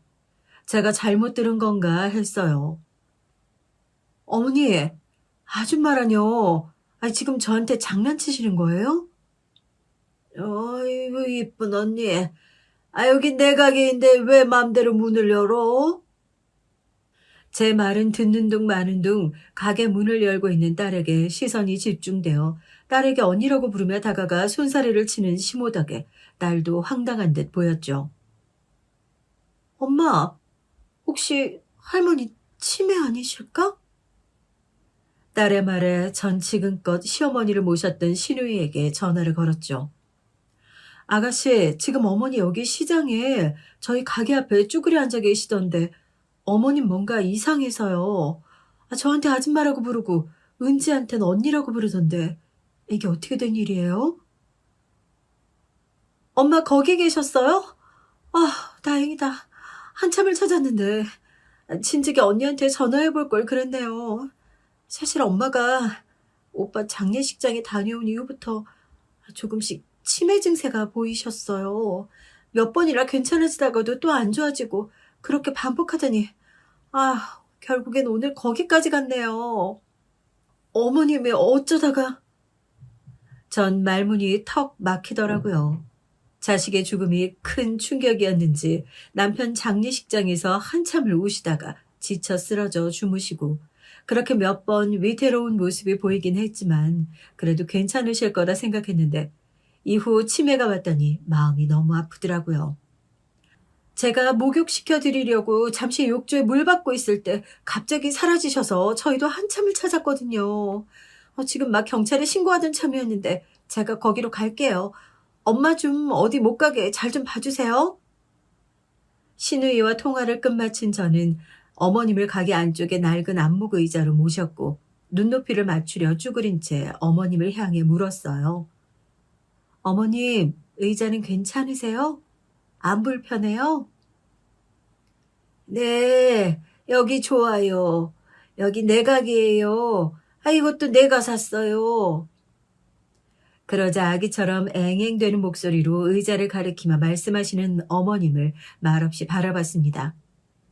저와 함께 남편을 애도하던 그날 주름마저 마른 나뭇가지와 같은 손으로 제 손을 꽉 움켜잡으시며 그동안 고생 많았다고 말하시던 게 저에겐 어제처럼 생생한데 순간 아이가 되어버린 어머님의 모습에 전 눈물을 흘리지 않을 수가 없었습니다. 이번엔 제가 어머님의 두 손을 제 양손으로 감쌌죠. 저번보다 작아진 어머님의 두 손은 금세 포개졌답니다. 그 모습을 보던 딸은 휴지 몇 장을 뜯어서 제 눈물을 닦아주었어요. 어머님이 마음에 걸려 손님 상대가 어려워진 저를 본 딸은 할머니 옆에서 좀 쉬고 있으라며 어깨를 눌러 절 앉혔죠. 딸은 이제 저 없이도 혼자 능수능란하게 순대를 팔았고 그렇게 딸의 뒷모습을 흐뭇하게 바라보고 있다 보니 신우이가 도착했죠. 엄마, 왜 그렇게 사람을 걱정시켜? 내가 어디 가지 말고 가만히 있으라고 했잖아. 아유, 나 저 아줌마 싫어. 이 아줌마랑 있을래. 신우가 시모를 모시고 가려고 하자 신우가 싫다며 저와 있겠다는 어머님을 곤란한 듯 바라보았죠. 결국 어머님을 함께 모시고 차에 태웠어요. 고마워요, 올케 언니. 사실 요즘 엄마 증세가 점점 악화돼서 조만간 요양병원에 보내려고 해요. 괜히 언니한테 말하면 짐될까봐 지금껏 얘기 못한 거였는데 이렇게 밝히게 되네요. 저도 보탤게요. 아가씨 혼자 부담하기엔 부담스러울 수 있잖아요. 이러려고 말한 거 진짜 아닌데 정말 고마워요, 언니. 제게 한 번 더 고맙다고 말한 신우는 그렇게 시어머니를 모시고 돌아갔습니다. 가게로 돌아간 저는 딸에게 수고했다며 집으로 돌려보냈고 홀로 마저 장사를 마치고 돌아가는 길에 은행 ATM기에 들러서 신우의 계좌로 요양병원비의 절반을 이체해 주었어요. 첫 손주를 본 오늘 시어머니가 아이처럼 변해버린 모습을 보니 괜히 제가 나쁜 말을 했나, 그래서 하늘이 벌이를 준 건가 싶더라고요. 이후로 전 다달이 신우에게 요양병원비를 절반씩 보태주었죠.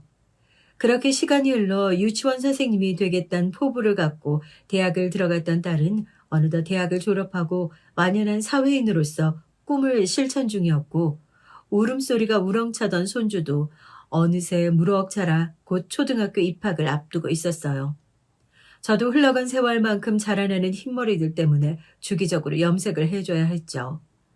집에 빚은 탕감한 지 오래지만 이 지긋지긋한 반지하를 벗어나기 위해 밤낮 없이 일하며 알뜰살뜰 모으고 있었어요. 게다가 시어머니 요양 비용도 내야 했기 때문에 전 하루도 쉬지 않고 일을 했었답니다. 그렇게 쉼 없이 알뜰살뜰하게 일하고 모은 탓에 그래도 제법 작은 빌라의 전세 정도는 얻을 수 있게 됐고요. 딸과 함께 집을 보러 다니며 적정한 수준 내의 비용도 알맞은 곳으로 정해 계약을 했습니다. 딸도 어느 정도 보태준다고 해서 조금 무리해서 아파트를 구할 수 있었죠.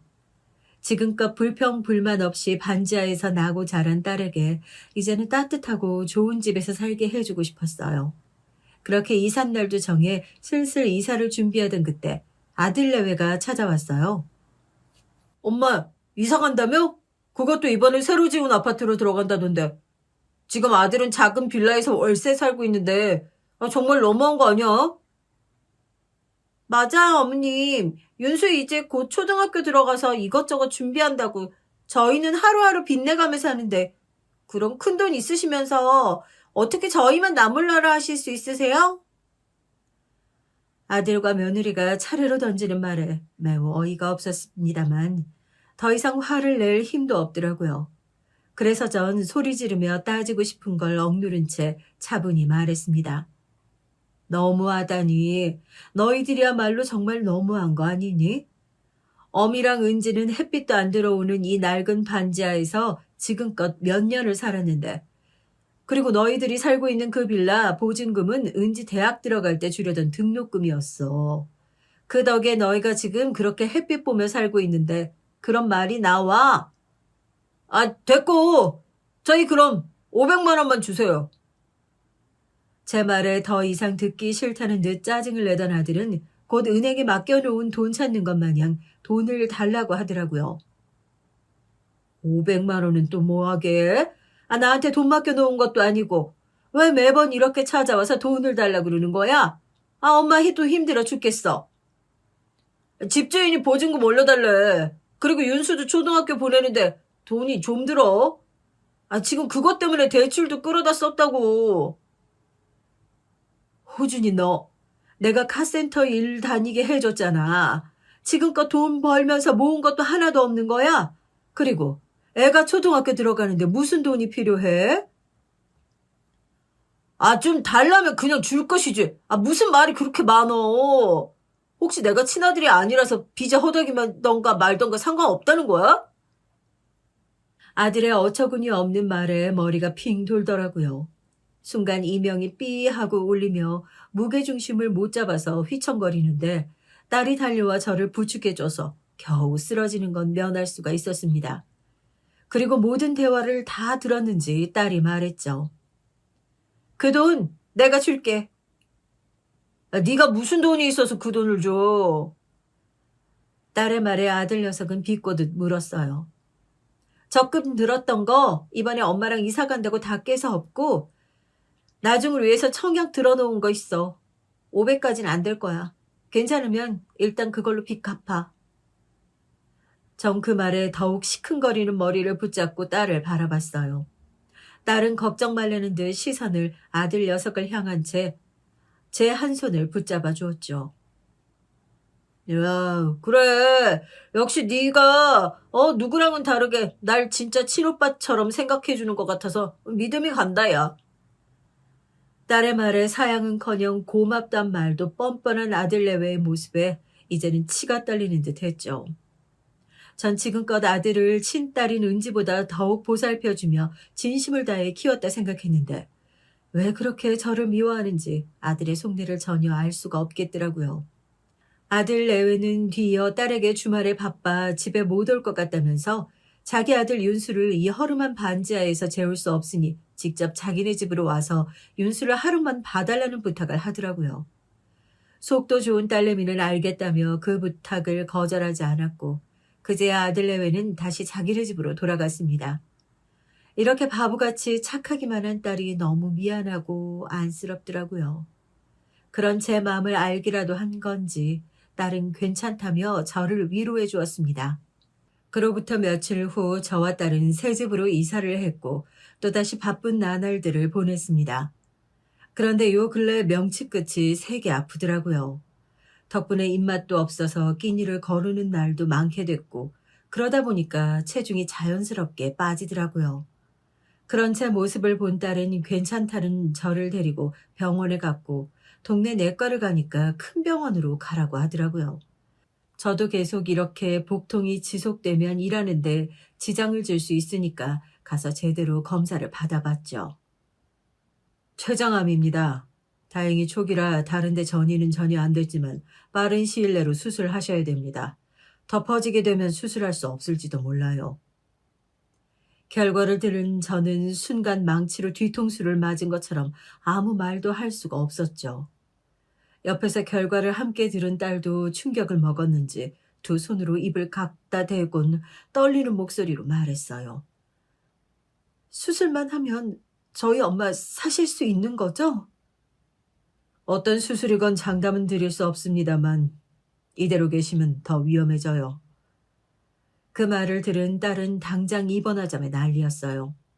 하지만 전 위험할지도 모르는 이 수술을 당장 들어가기엔 마음의 준비가 꽤 필요했죠. 그래서 딸에게는 일주일만 미루자며 설득했고 전 시모의 요양병원에 가 오랜만에 시모를 봤습니다.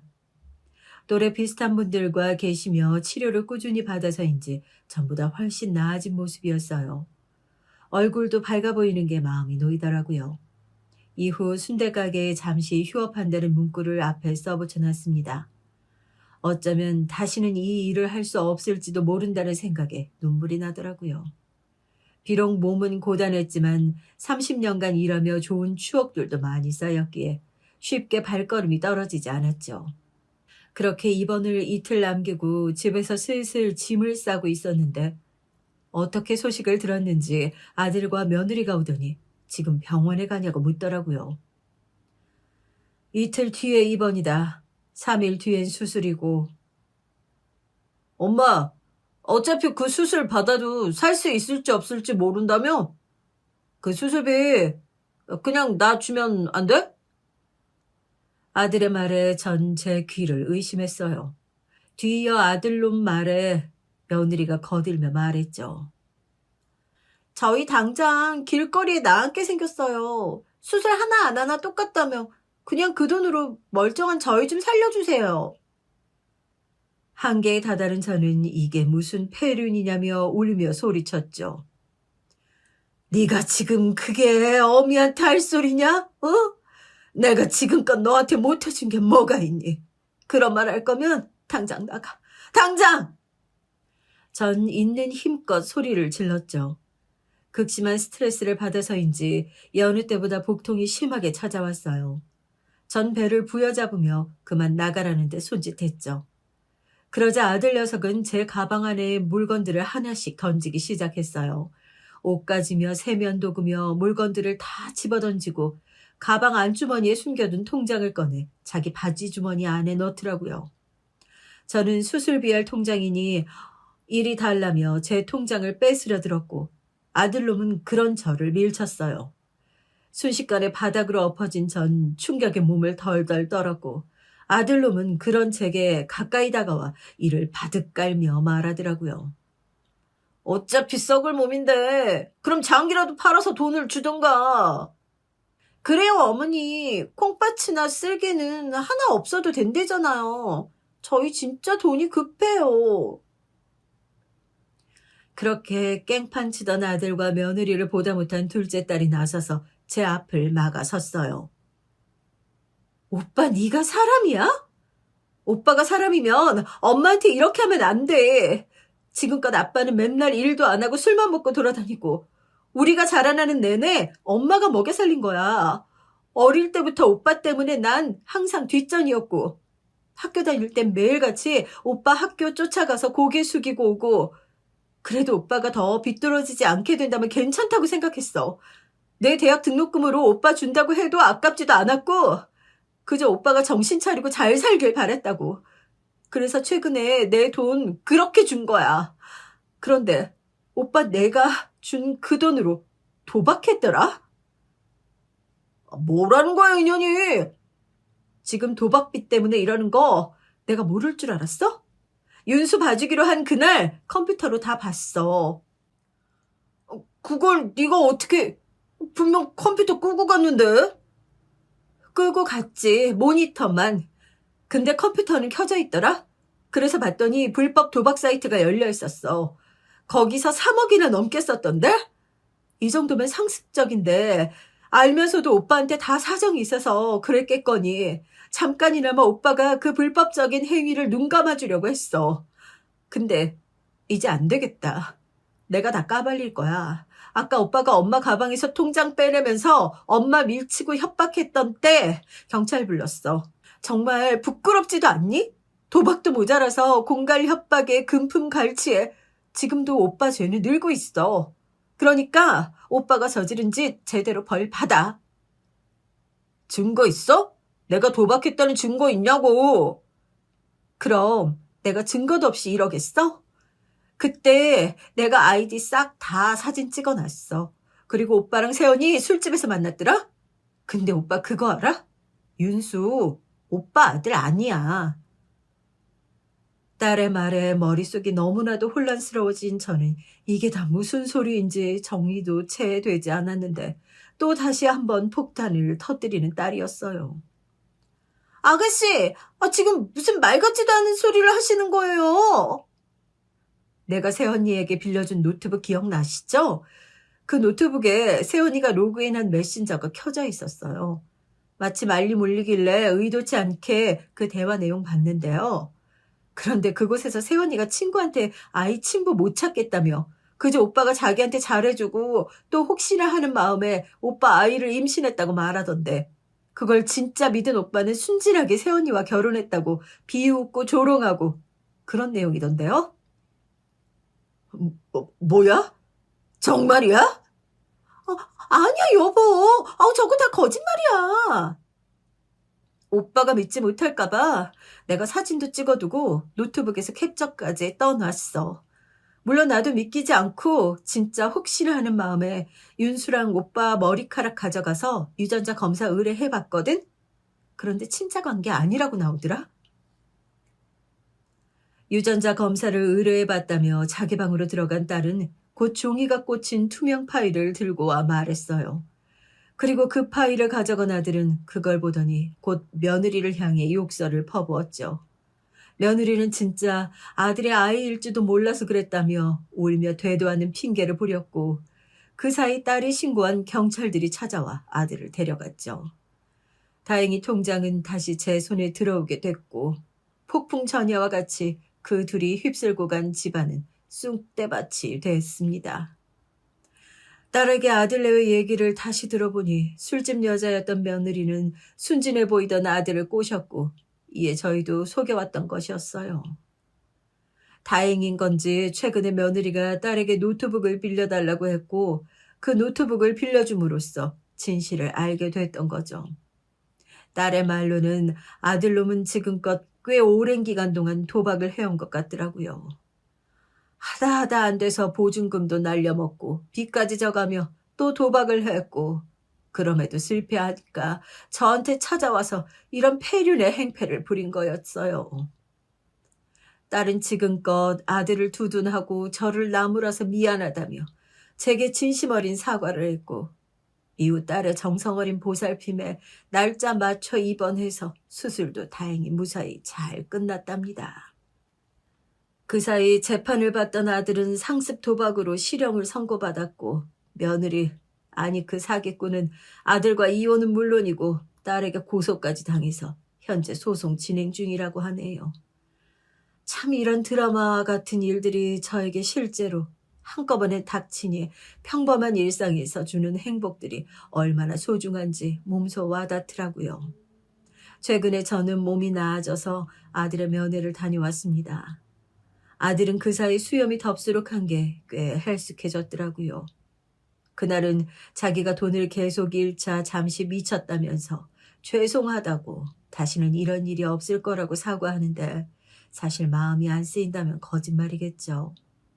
낳은 정보다 키운 정이 무섭다고 30년을 넘게 키우다 보니 그런 몹쓸짓을 했음에도 마음에 걸립니다. 10손가락 깨물어서 안 아픈 손가락이 없다는데 제 아픈 손가락과 같은 이 의붓 아들을 용서해야 할까요? 딸은 아예 호적에서도 파버리고 절연하자는데 정말 그렇게 해야 하는 게 맞는지 고민이 됩니다. 오늘 제가 살아왔던 얘기도 쭉 서가며 고민을 풀어놨는데요. 워낙 많은 일들이 있었던지라 얘기가 길어졌네요. 제 긴 고민과 사연을 들어주셔서 감사하고요. 많은 의견도 남겨주세요.